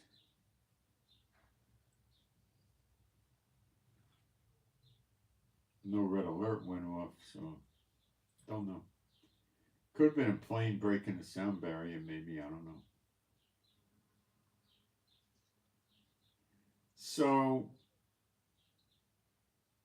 what we're going to try to do now is predict what's going to happen next.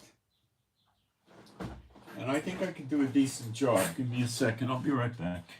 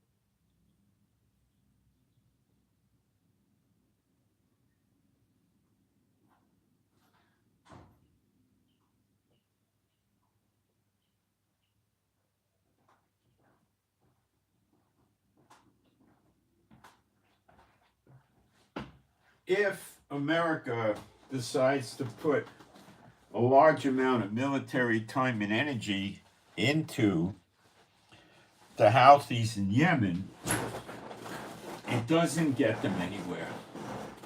Okay? It doesn't.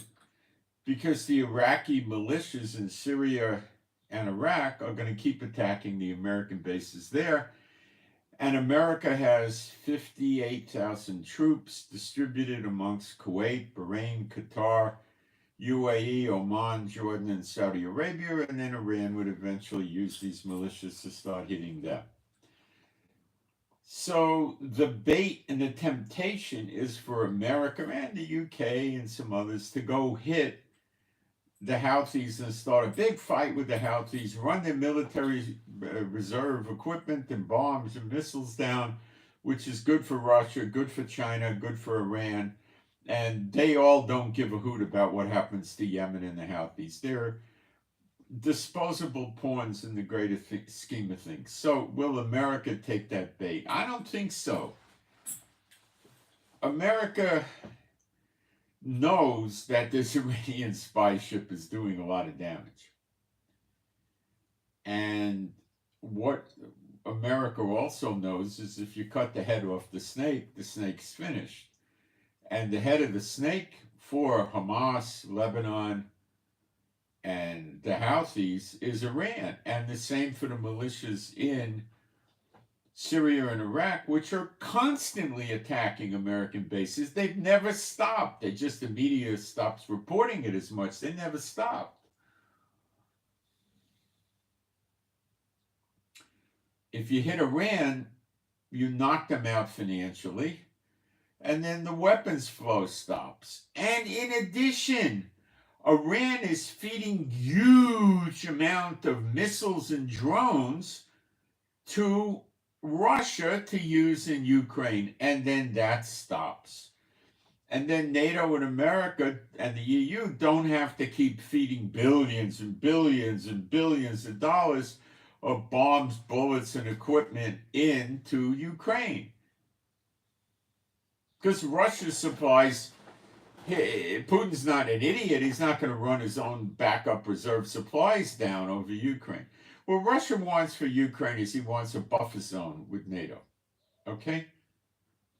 And he's not finished with Ukraine. He's going to go after other countries. He wants to have hundreds of miles of buffer between Mother Russia and NATO.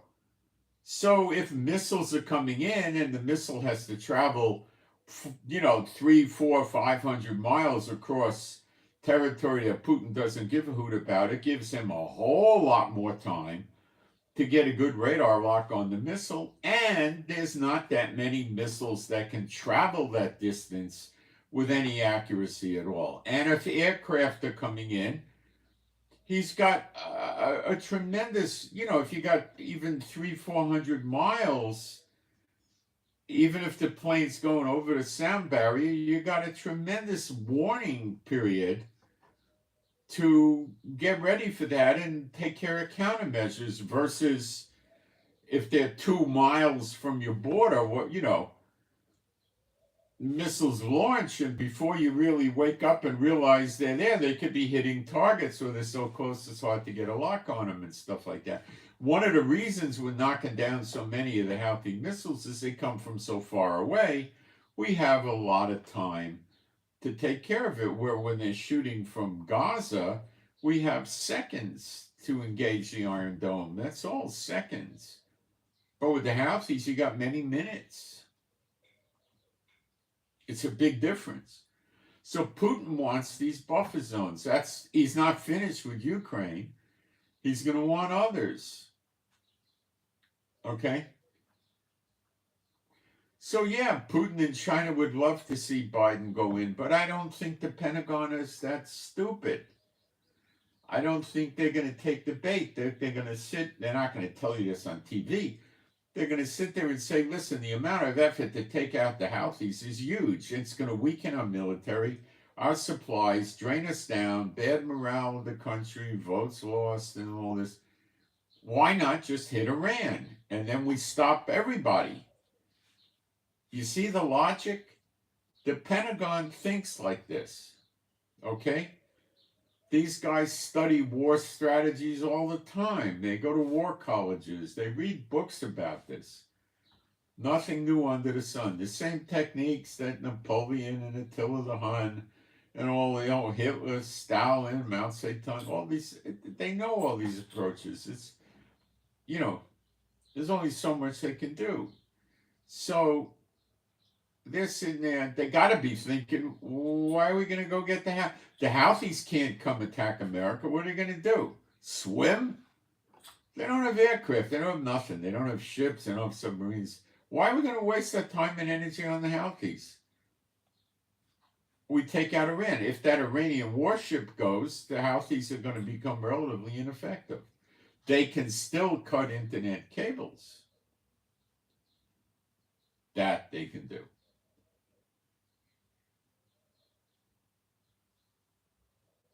And that's not going to change.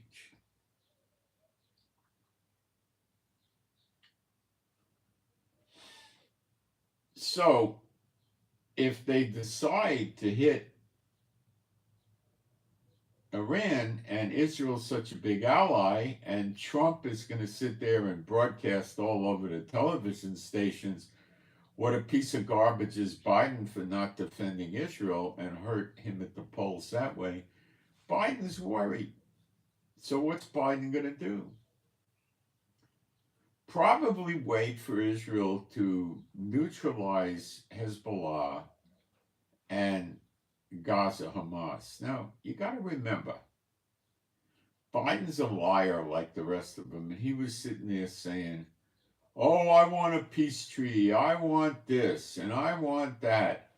And then in the State of the Union address, he was backing Israel. So where is his head really at? You see? He might be going through the motions to play up to the Muslim nations that are friends of his, of America, and make it look like he's opposing Israel, but he keeps giving Israel weapons.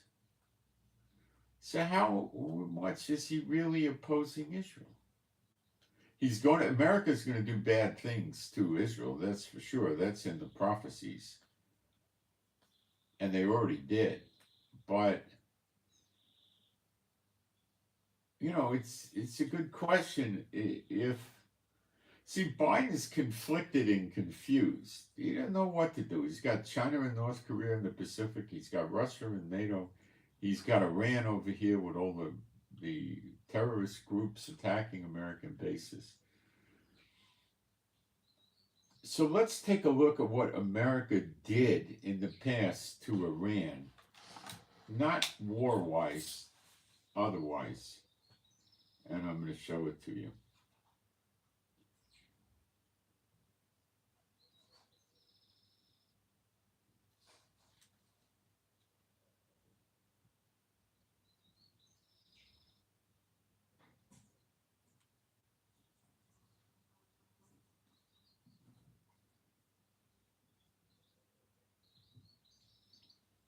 All right. America has surrounded Iran with their allies, and I'm going to break this down for you. Iraq is to a great extent under American control and influence, as evidenced by the amount of military bases in Iraq. Iraq goes, blah, blah, blah, get your bases out of here, and does nothing about it. Turkey is sort of a wild card, but it's in NATO, and if it wants to stay in NATO, it's going to dance to the music America plays. The UAE is clearly under American control, as is Oman, as is the Taliban in Afghanistan. Remember, America left very conveniently $80 billion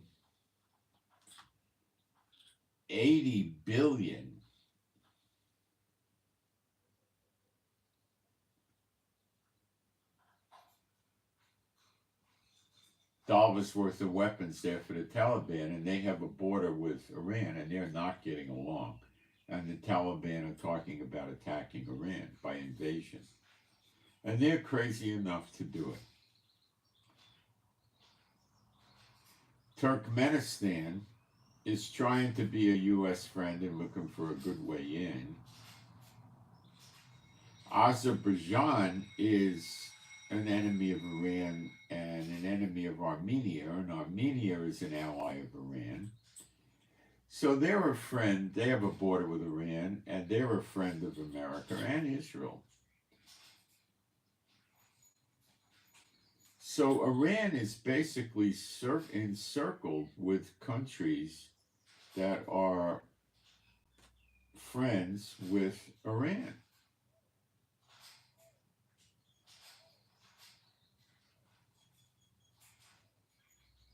Okay?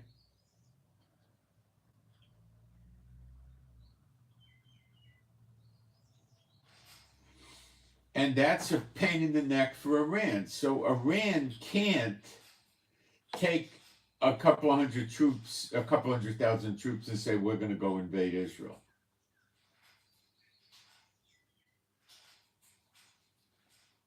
Because then the Taliban and other groups that surround them say, what a great idea. Azerbaijan said, it's a great time to kill Armenia. And then the Taliban will say, what a great time to invade Iran, and all this other stuff. And America may move on Iran to get the oil. So they can't do that. Plus, the military is not that great. A lot of them are conscripts that are poorly trained and just in the military for a brief period of time. And Iran doesn't have any kind of a serious air force or a navy to speak of. So they can be very difficult to attack. They have a lot of tunnels and underground bunkers, no doubt about it, loads of them. They have a lot of artillery and missiles and drones and stuff like that. They could be a ferocious fight.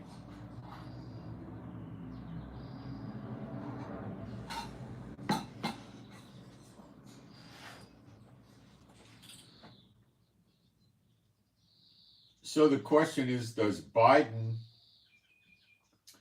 want to attack Iran? Well, one thing you need to know about elections is that the government of America, the people in America, would be very reluctant to change a president if there's a war of substance. Okay? Very reluctant.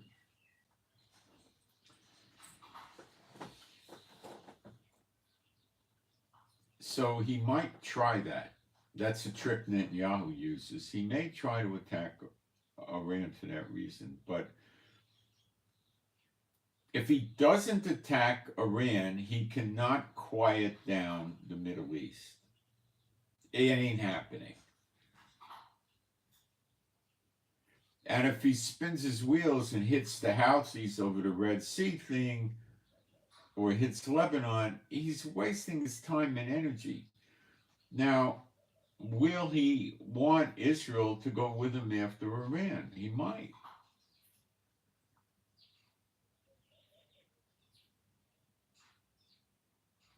I don't think Biden is going to do a ground invasion in Iran. He might, but he might not have enough time between now and the election to effect a ground invasion. You would have to cross many mountains to get to Tehran and all this stuff. Now, he does have the advantage of being able to access Iran from other countries on their borders, so maybe it's not that big a deal. But you'd be looking at least 250,000 troops. Now, he would raise a coalition with NATO countries and UK and maybe the EU. And this could also cause China to attack Taiwan and North Korea to attack South Korea, which would be the end of him in the election. China is very cowardly, and they may be hesitant. And Russia may consider this a golden opportunity to go help attack some NATO countries. No. Would Russia and China, even though they have with their mutual defense treaties with Iran, would they send a lot of help to Iran. No. No, they'd send some, but it would be tokenism. I don't think China would send, 100,000 soldiers or anything like that. I don't think so.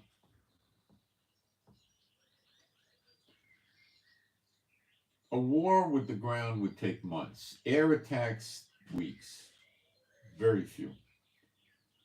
And just, they would be in layers. They would start destroying Iran from the air in pieces and then destroy their navy and stuff like that. And then they might do a ground invasion because there wouldn't be much left except them digging in bunkers and, tanks and artillery. And it'd be, not, there wouldn't be any chance that Iran has to live. And Iran is not built on the same blind zealot doctrine of Hamas and Hezbollah, and the military may give up. So that's another thing that could happen.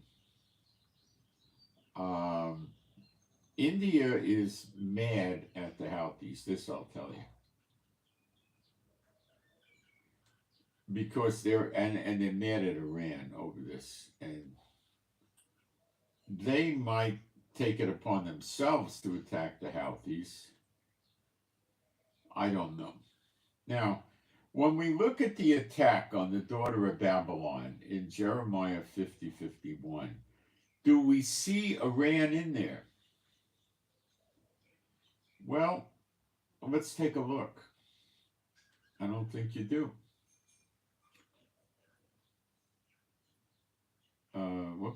Jeremiah 50.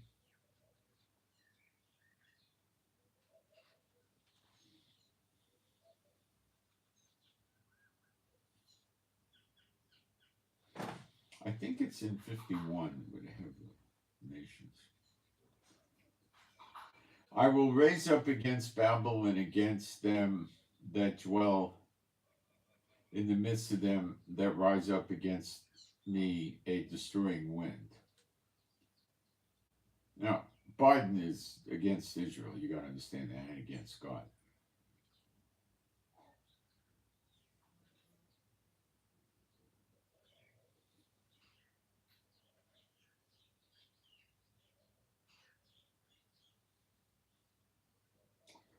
Let me find where this is.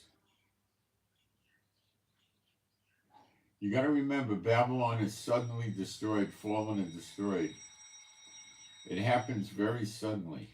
Sleeper agents sound about right.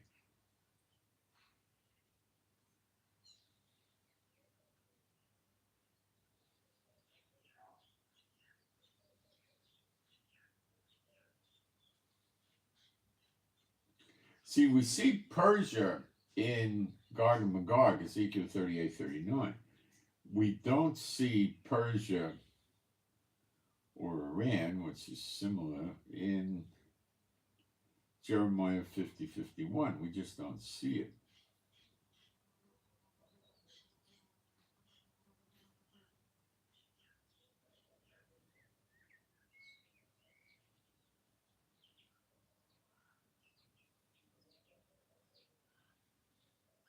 I'm digging for the precise scriptures of what we do see. So the reason we don't see it is because America could hit them.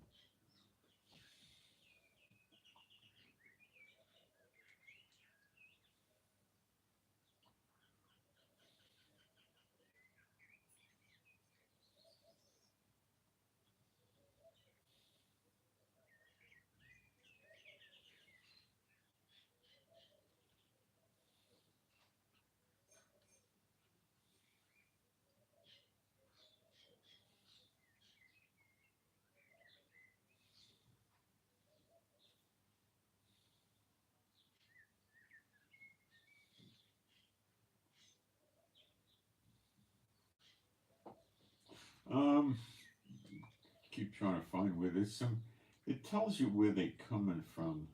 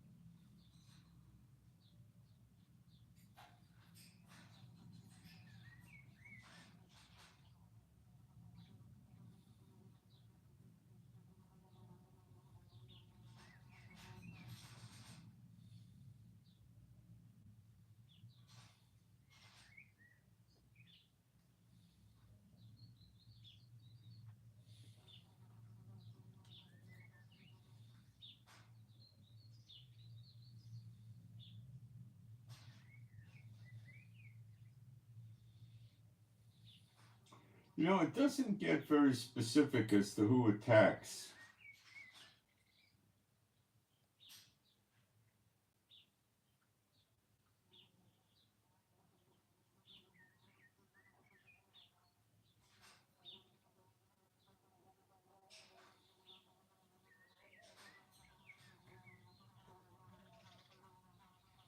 Yeah.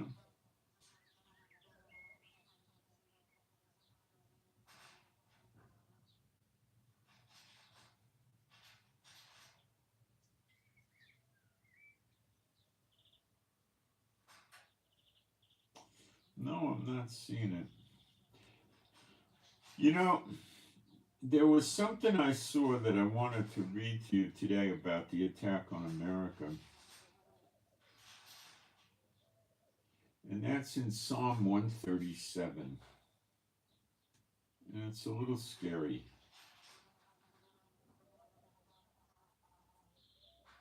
But you shouldn't be scared. Scary to them. Psalm 137:1. By the rivers of Babylon, there we sat down, yea, we wept when we remembered Zion. We hanged our harps upon the willows in the midst thereof.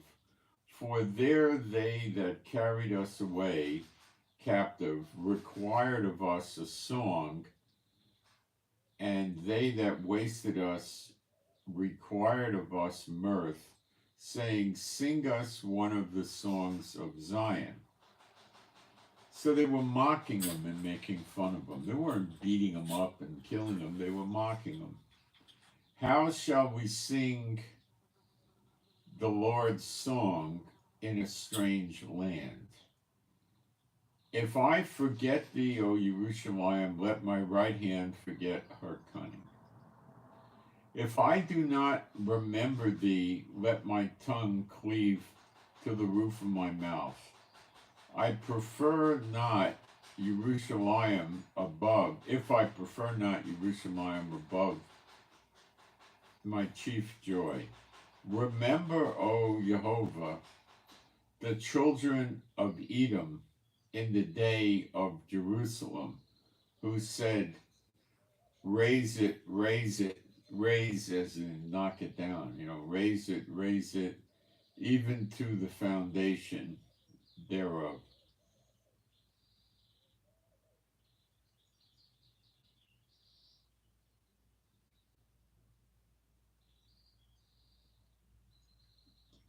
Oh, now it gets interesting. O daughter of Babylon, that's America, who art to be destroyed, happy shall he be that rewardeth thee as thou hast served us. Happy shall he be that taketh and dasheth thy little ones against the stones. That's how bad it's going to be there, because that's how bad it was when Israel was attacked by the Romans. That bad. It's going to be bad. Now, it also is October 7th, which I believe Biden had a hand in. So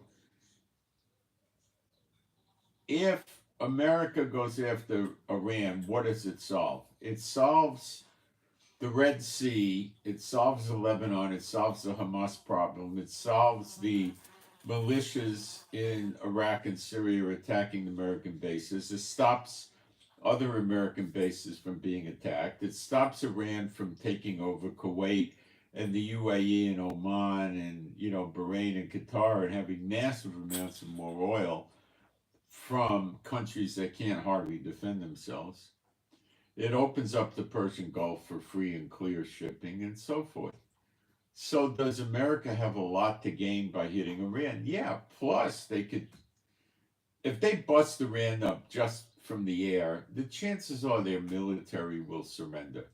They don't have a lunatic asylum military like Hamas and Hezbollah.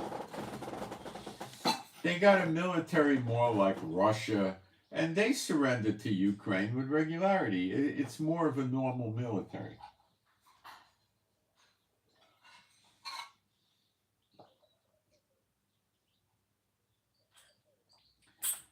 so they could just bust them up from the air, and then they could arrange a surrender.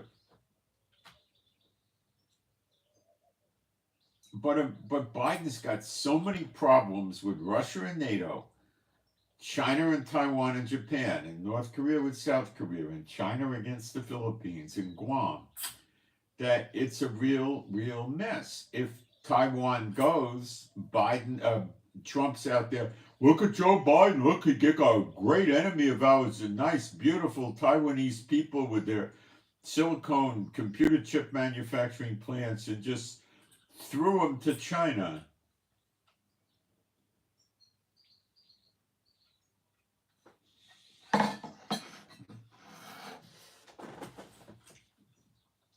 Nikki Haley saying something is one thing. Trump saying something is 25 times greater than anything Nikki Haley could ever come up with.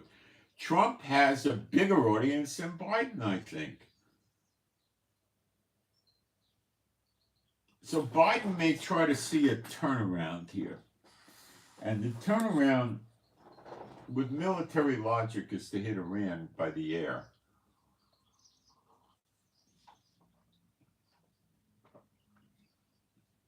Iran's countermoves would be more attacks by the Houthis, but attacking the Iranian ship in the Red Sea would stop it.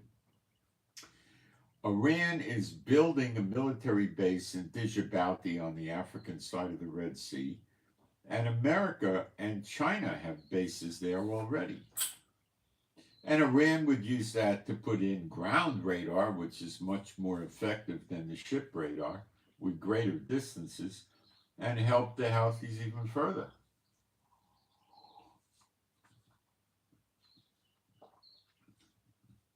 Iran is threatening to close the Gibraltar Straits, which connect the Atlantic Ocean to the Mediterranean, which would kill Europe.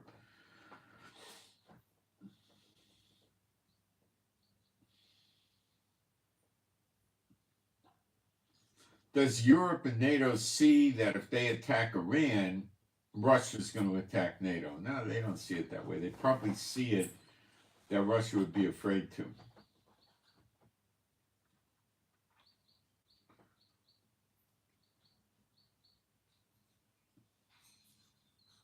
See, Biden doesn't see Iran attacking America other than with the sleeper agents. But who do these sleeper agents belong to? Let's think. Hezbollah, Hamas, ISIS, Taliban, Iran, China, Russia, North Korea, and other assorted sundry enemies of America. Cartels and whatnot. So Iran, North Korea, China, Russia don't care about their sleeper agents. They're throwaway assets. So if Iran gets hit, they might say, gosh, we're going to lose Iran and all that oil. Let's launch the sleeper agents and we'll overwhelm America. And there you go. That would be the beginning of prophecy getting fulfilled. China would light the fires from their balloons, maybe, or God does it directly. And there'll be fires in and around the cities of America burning it up. The sleeper agents start taking over American military bases and then cleaning America's storehouses out of whatever's valuable they want to take. And there would be an invasion, and, that's it. An attack on Iran may cause them to get so mad and angry and scared that they got to stop America from doing this. And that's what they do.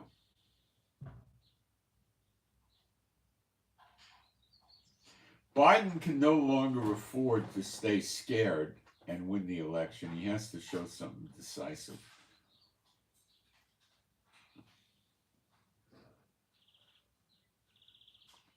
Can he just go and attack Lebanon? And it's not going to do anything.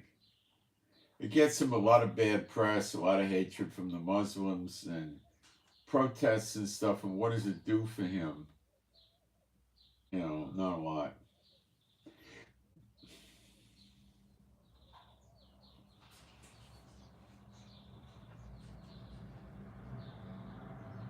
What if Biden doesn't attack Iran? Well, then things just get worse and worse in the world, and Trump keeps beating the drum, and Biden's results in the poll go down lower and lower and lower, which to Biden is a very, very real concern, and he doesn't want to see that. So the situation is rather complicated.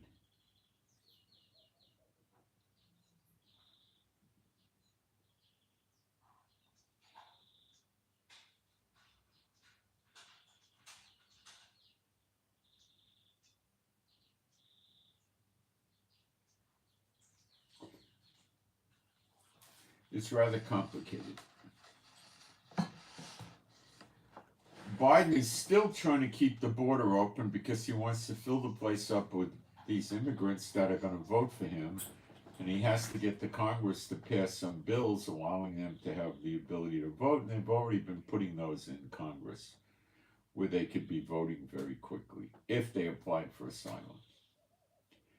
And some states are letting them do that. So Biden could get a lot of votes that way. And Trump knows it. None of these people are going to vote for Trump.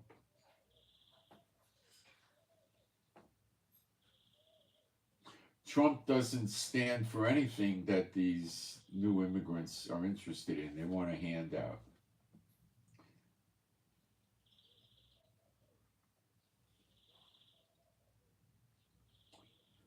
So I do expect a war with Lebanon, and I do expect it to be damaging to Israel significantly. And I can't tell you what day or week the two witnesses are going to start operating openly, but I would think it's not going to be that much longer. It may be a few months, or maybe a few days, a few weeks. I don't have any. I petition the Lord steadily for that, and I don't get it. He doesn't want to give that out right now. He knows, but he's not telling us. So Ramadan starts tonight. Expect problems around the world. Be careful wherever you are. Terrorism's going to go up around the world. Protests are going to go up. People are going to get hurt and killed around the world and in Israel. And we're going to attack Rafah, and then probably Lebanon. And NATO and America and Europe can't let the Houthis dictate policy to them by threatening to shut the Red Sea. If they give in to that, the Houthis will do it Iran, they'll do it all the time.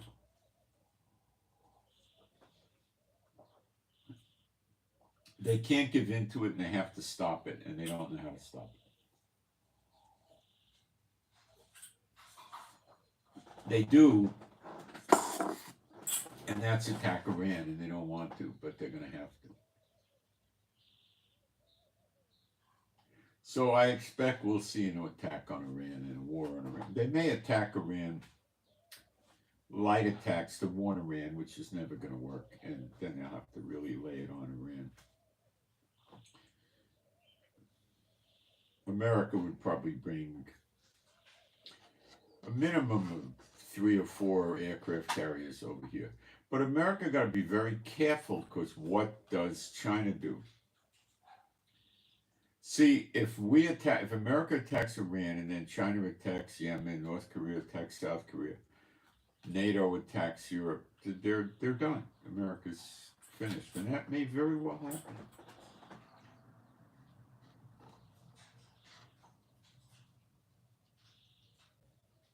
I think that these people, China, Russia, North Korea, and Iran, are probably going to opt for taking out the daughter of Babylon, America, first, and then they're going to think, well, we could come back at any time and take out Israel. But with America around, it's a pain in the neck, so let's just get rid of America. They're going to get rid of America, because if they don't, America's going to get rid of them. And they got to do it in their minds before Trump. Otherwise, it's going to be 5 times harder for them. So they got to do it before Trump. Biden is a gift to them, but they're scared. So they're going slow, but they're going to go there. Now, Iran, through their proxies or maybe direct, may provoke America to attacking it by hitting their bases, in the Persian Gulf countries and stuff like that.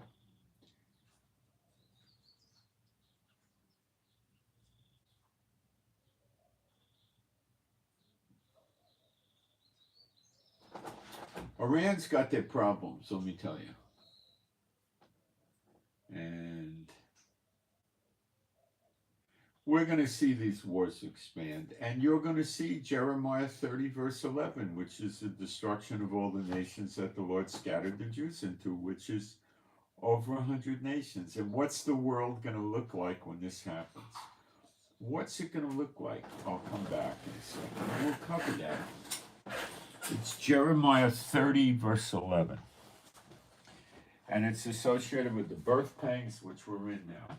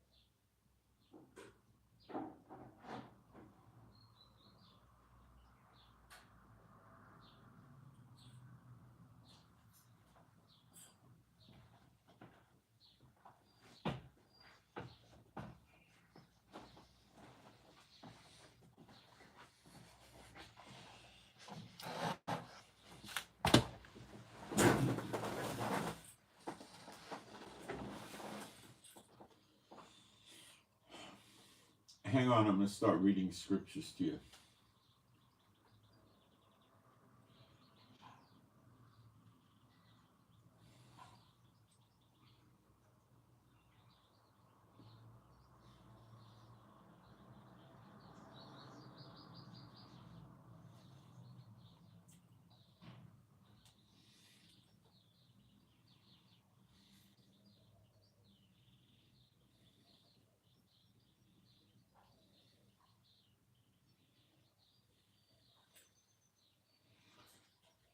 I'm going to read it to you first in Jeremiah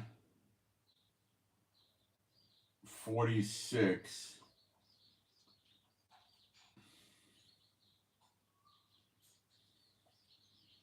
Verse 27, but fear thou not, O my servant Yaakov, that's Israel, and be not dismayed, O Israel, for behold, I will save thee from afar off, that's the second Exodus, and thy seed from the land of their captivity. And Yaakov shall return, that's second Exodus, and be in rest and at ease, and none shall make him afraid. Well, that's your Zechariah 12. Fear thou not, O Yaakov, my servant, saith Jehovah, for I am with thee, for I will make a full end of all the heathen nations whither I have driven thee, but I will not make a full end of thee, but correct thee in measure. Yet will I not leave thee wholly unpunished.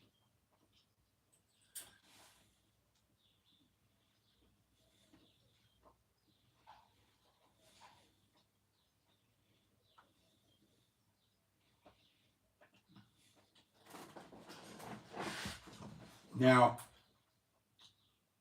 he's driven the Israelites into most of Central and South America, and of course North America and all of Europe, Eastern and Western Europe, and in the Middle East. So I don't know how Central and South America are going to get into this. I'm perplexed.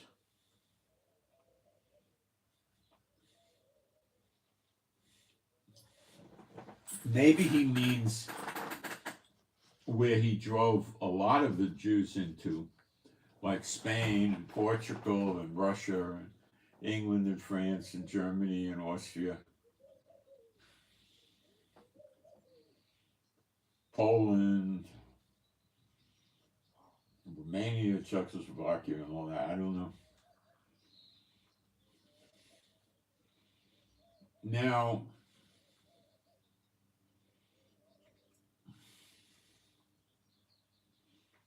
we go to Jeremiah 30, and let me set the stage for you, because this is a big scripture. Very important. The word that came to Jeremiah from Jehovah, saying, thus speaketh. Now remember, in Jeremiah 46, it was associating the second Exodus with this. One of the ways to get the second Exodus moving is to destroy so many nations, which is probably over 100. That doesn't mean kill all the people. The nations are wreck. From what? Well, it could be a wreck from bombs and missiles, right? Electrical grid down, oil's not there anymore to run cars and so forth.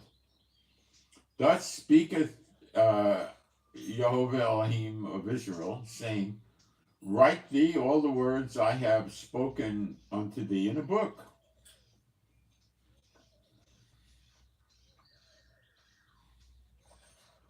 For lo, the days come, saith the Lord, that I will bring again the captivity of my people Israel and Judah, saith Jehovah. I will cause them to return to the land that I gave to their fathers, and they shall possess it. This is your second Exodus again. And these are the words that Jehovah spake concerning Israel and concerning Judah. For thus saith Jehovah, we have heard a voice of trembling of fear and not of peace.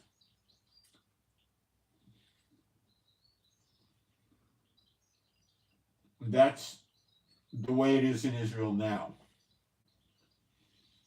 Ask you now and see whether a man doth travail with child, that's actually give birth with a child. Wherefore do I see every man with his hands on his loins as a woman in travail, and all faces are turned into paleness. Well, they're scared. They're clutching their guts, like a woman giving birth, because this is the birth of a nation in a day.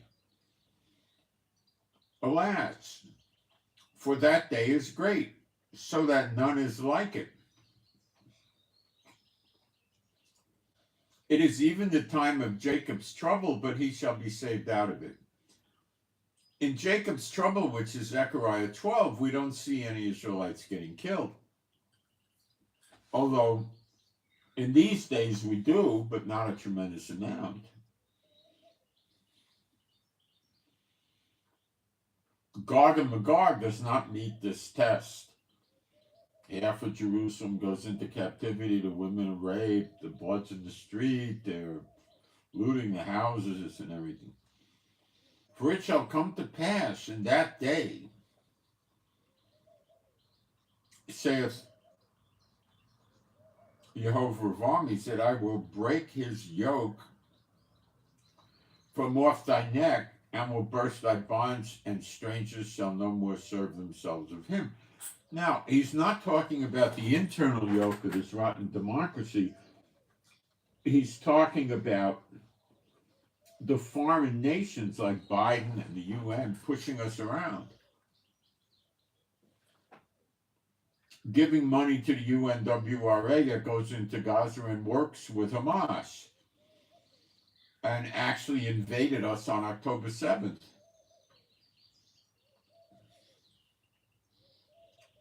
That comes to an end. And how would that come to an end? Well, he destroys all the nations he scattered us into. And they're not going to be able to do anything anymore. They shall serve Jehovah Elohim and David their king, whom I raise up unto them. Therefore fear thou not, O my servant Yaakov, saith Jehovah. Fear thou not doesn't sound like Gog and Magog. Neither the great falling away, Gog and Magog. Neither be dismayed, O Israel. For lo, I will save thee from afar, and thy seed from the land of their captivity, and Yaakov shall return. It shall be in rest, and be quiet, and none shall make him afraid. For I am with thee, saith Jehovah, to save thee. To save thee. The word for save is Yasha, which is the root word of Yeshua. Salvation, save. Though I make a full end of all nations whither I have scattered thee, yet I will not make a full end of thee, but will correct thee in measure, and will not leave thee altogether unpunished. It's just like Jeremiah 46:28. For thus saith Jehovah, thy bruise is incurable, and thy wound is grievous. There is none to plead thy cause. Does anybody run around pleading the cause of Israel? Well, not really. They want a Palestinian state, a two-state solution, a ceasefire, let Hamas survive,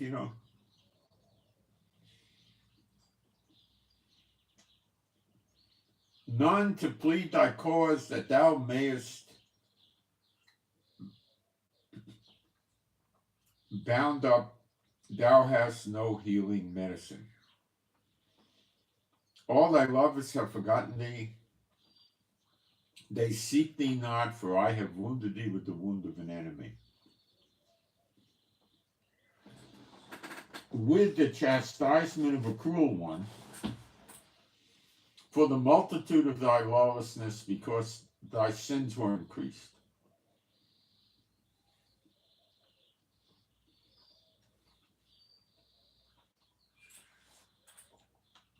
Why criest thou for thine affliction?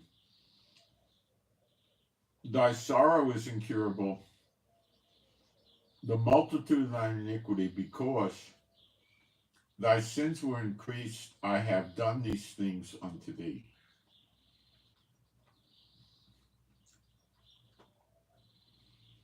Therefore all they that devour thee shall be devoured, And all thine adversaries, every one of them, shall go into captivity.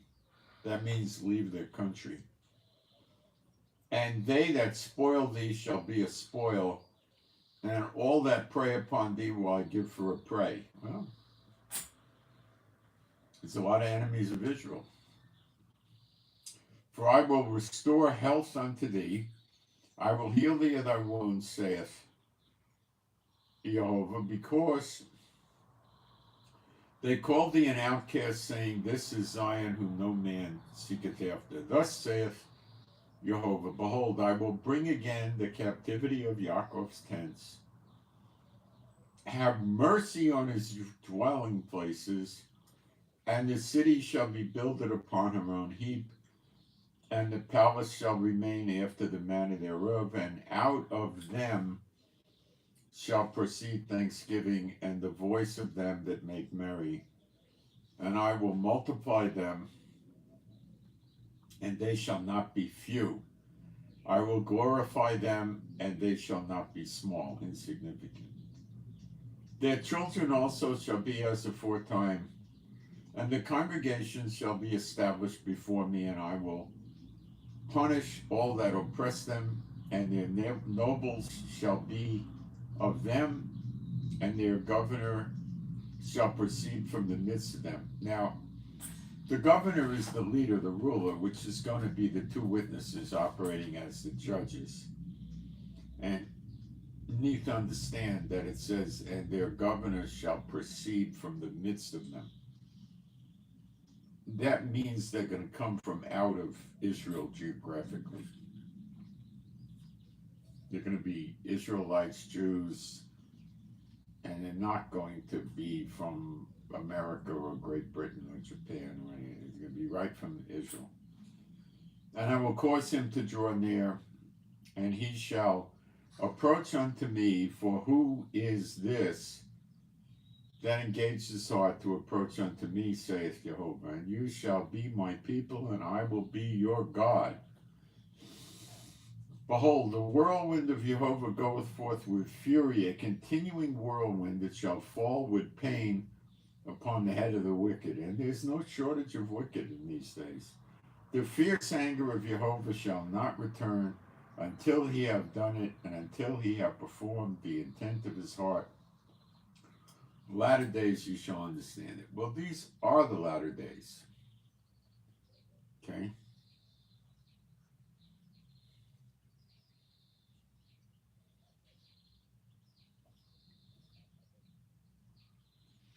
Now I want to find the birth of the nation again in Isaiah for you. Give me a minute to look for it.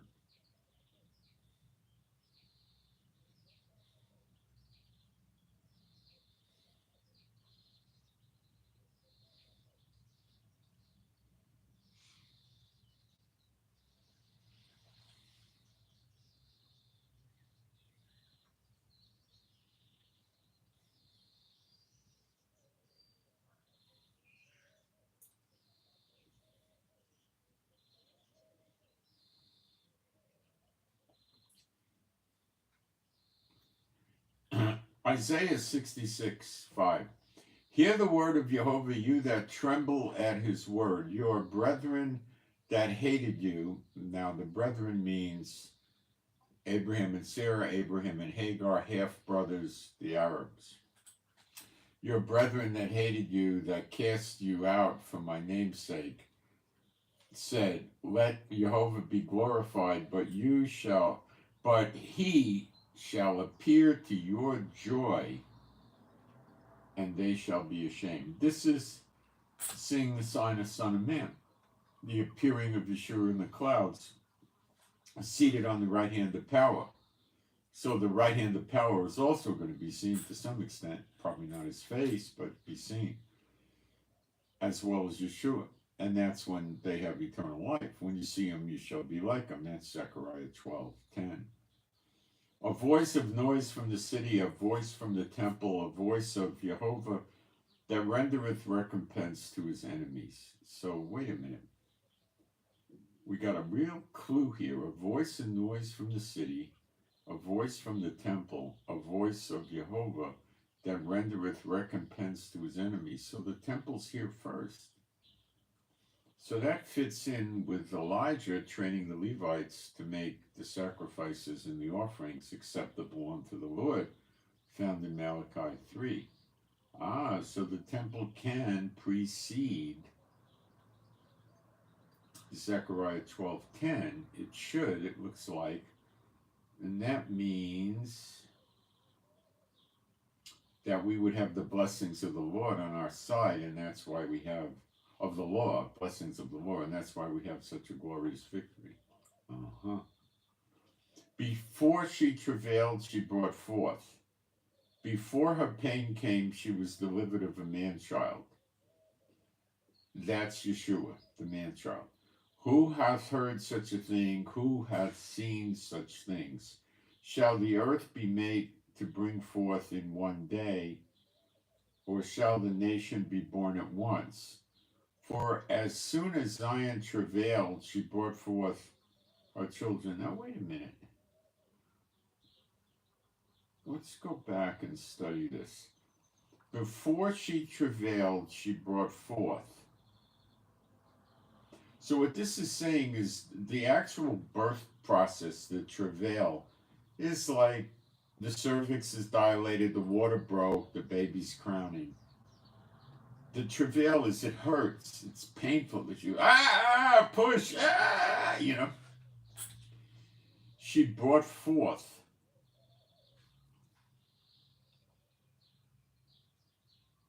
Before her pain came, she was delivered of a man-child. Now let's check the word man-child.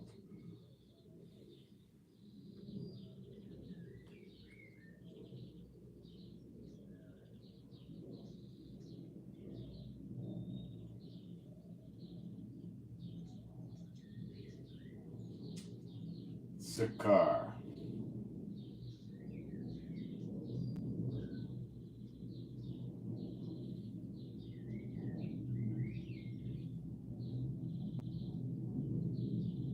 It means a male.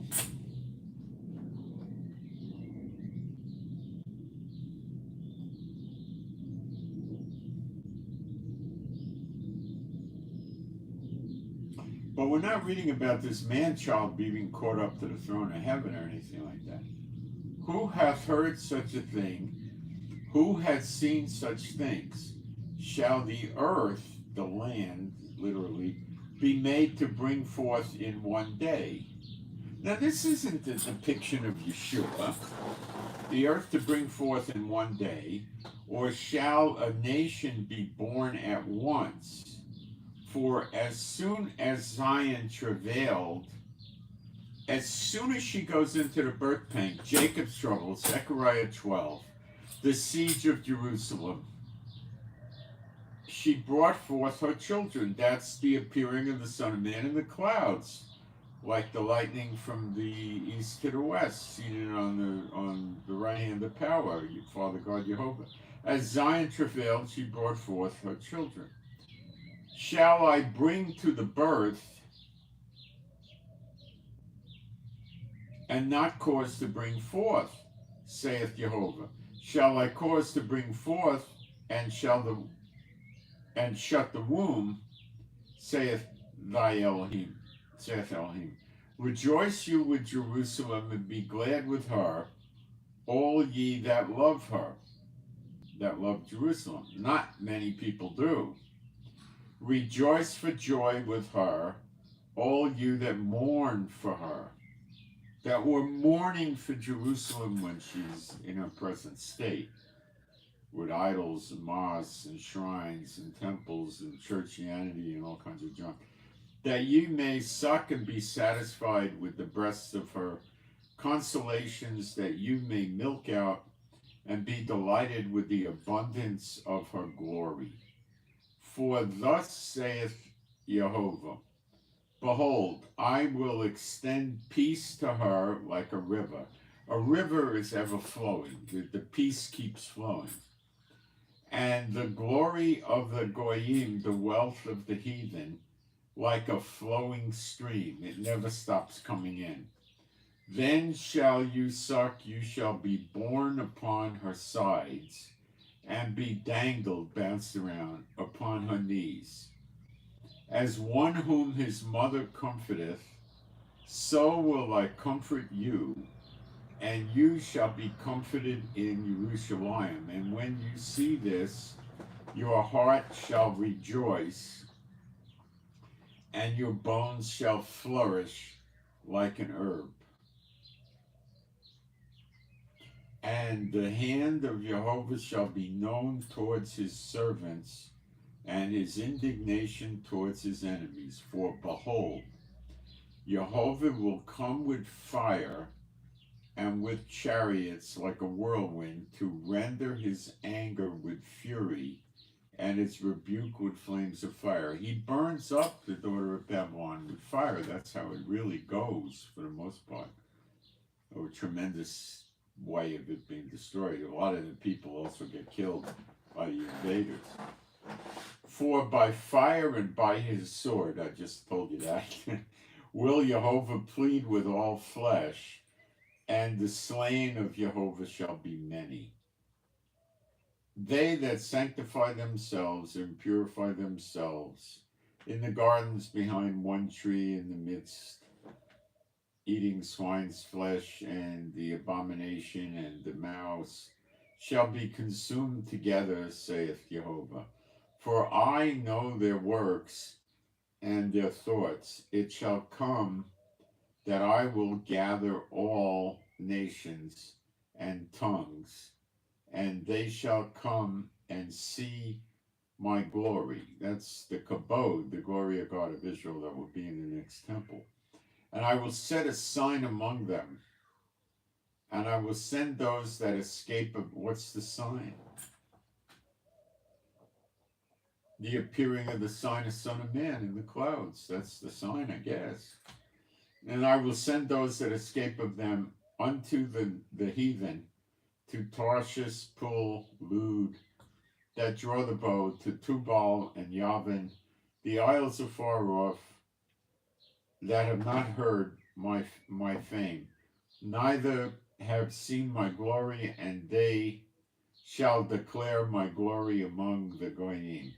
And they shall bring all your brethren for an offering unto Jehovah. And this is your second Exodus. They carry us back out of all nations, all heathen nations, upon horses and chariots and litters, and upon mules and upon swift beasts, to my holy mountain, Jerusalem. So Mount Zion is there again, the mountain that the next temple sits on, saith Jehovah, as the children of Israel bring an offering in a clean vessel into the house of Jehovah.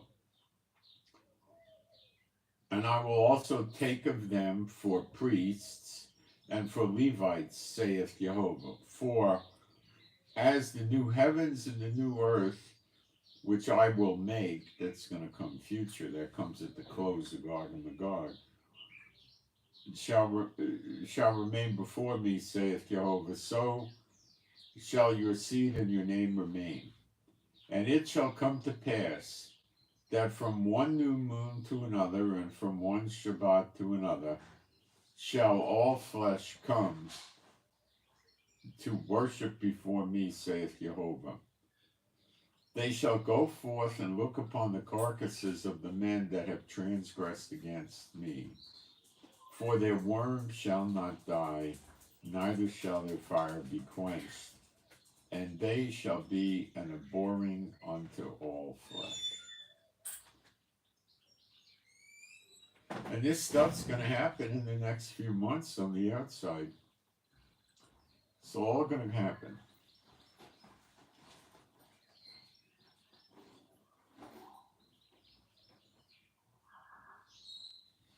So, I hope you got something out of this. And, you know, the thing to realize is Biden doesn't know what to do, but he has to do something. And he's real confused. He's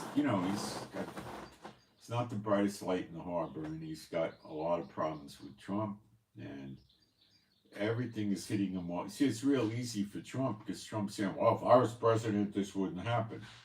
Oh, really? So China wouldn't move on Taiwan, North Korea wouldn't move on South Korea, Russia wouldn't move on NATO, and Iran and Lebanon and Yemen wouldn't, and Iraq and Syria wouldn't move on America and Israel. No, I don't think so. For Trump to really do what he would want to do, he'd have to up the military by at least 500,000 or 1 million people. And, you know, prophetically, I don't believe there's any time for Trump to be president, guys. So let's watch what happens in Lebanon. Let's watch what Iran does. And I think Israel's going to take some bad hits with this Lebanon thing.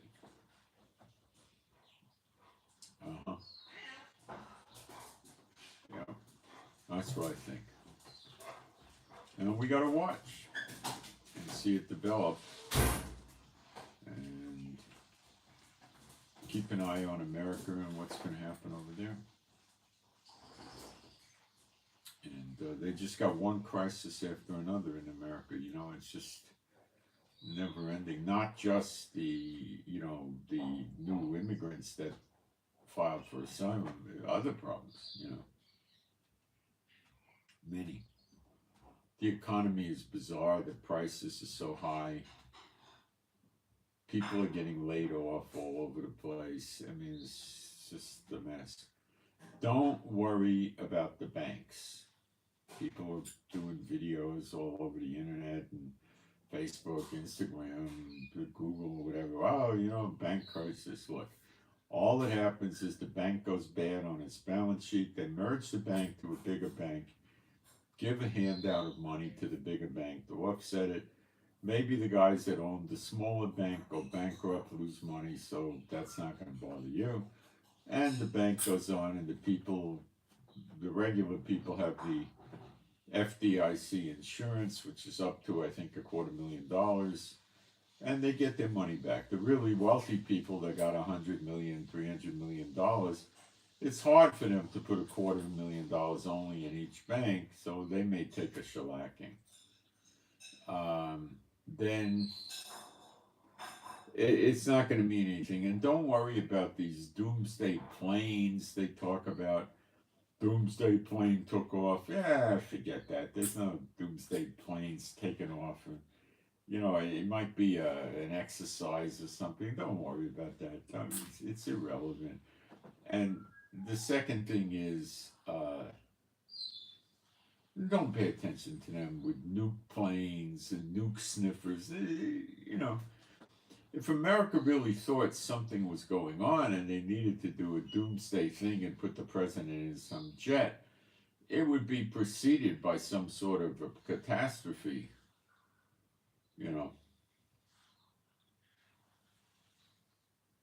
And then shortly after that he went up in the jet, maybe a few hours later, there would be a big blast someplace, Wouldn't worry about that. I wouldn't worry about solar flares. I've watched for some years a solar flare channel, and every time they were calling big solar flares, nothing ever happened. Nothing. After a couple of years of this, I said, it's a joke. Nothing ever happened. Watch, they'll tell you there's going to be major damage, disruption, and nothing happens. Nothing. I don't pay attention to it anymore. It's just noise.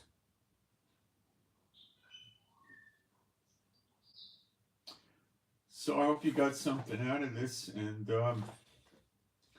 there's always a chance that Iran and America don't get into a war. But Israel's already been bombing Iran for months and months. Knocking out pipelines, factories, stuff like that. So it's already begun. It's already started.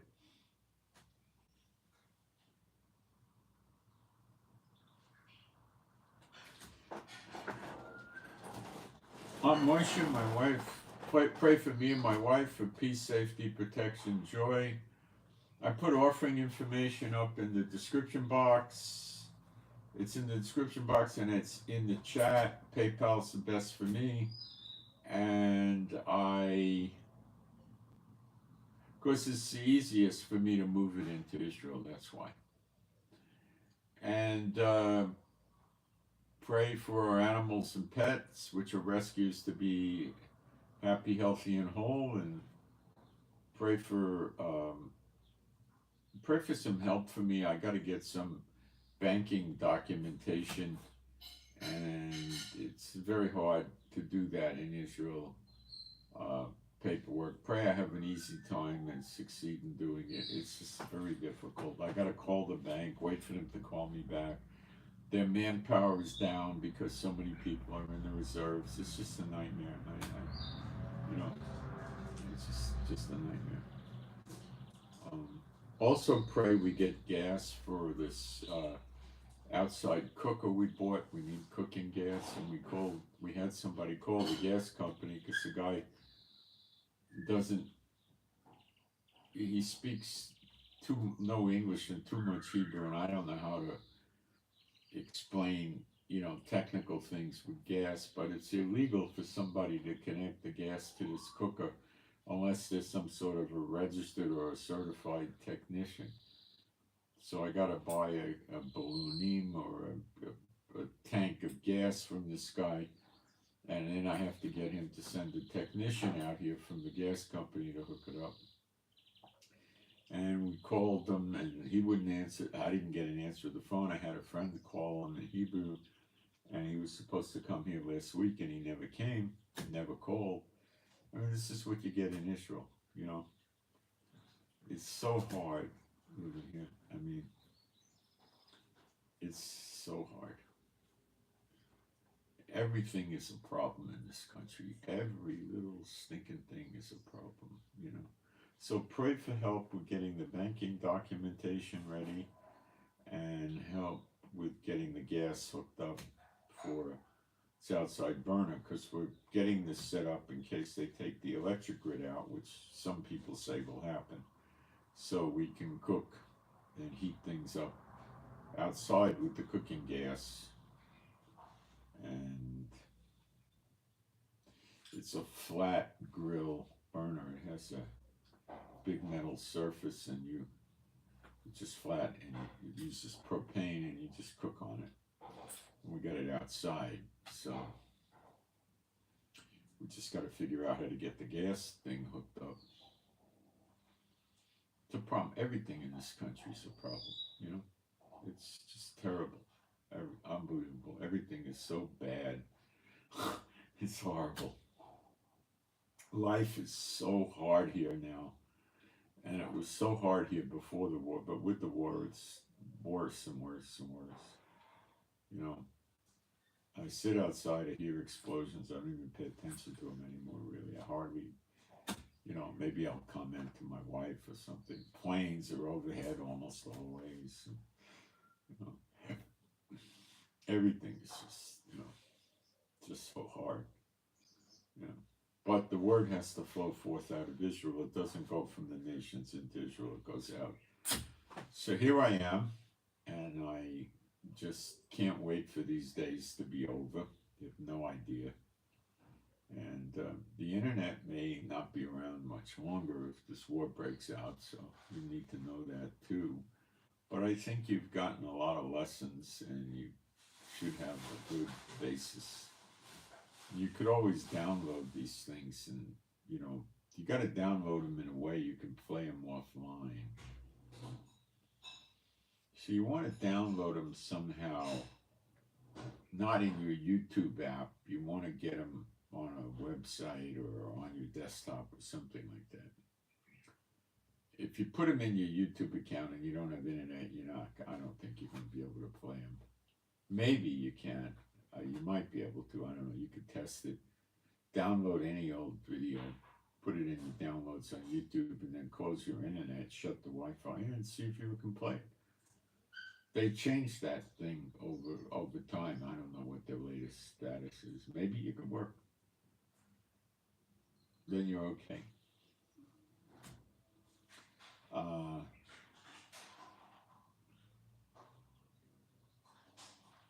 If you're the type that really wants to know what's going on and the internet is out, you could try buying a inexpensive shortwave radio that has 4 or 5 bands, and you could try picking up broadcasts, and people may be broadcasting what's going on. But if the internet's out, probably the electricity's out, and the amount of people broadcasting is going to be minuscule. And then how do you know the guy's telling you the truth? So it may not pay off, you know.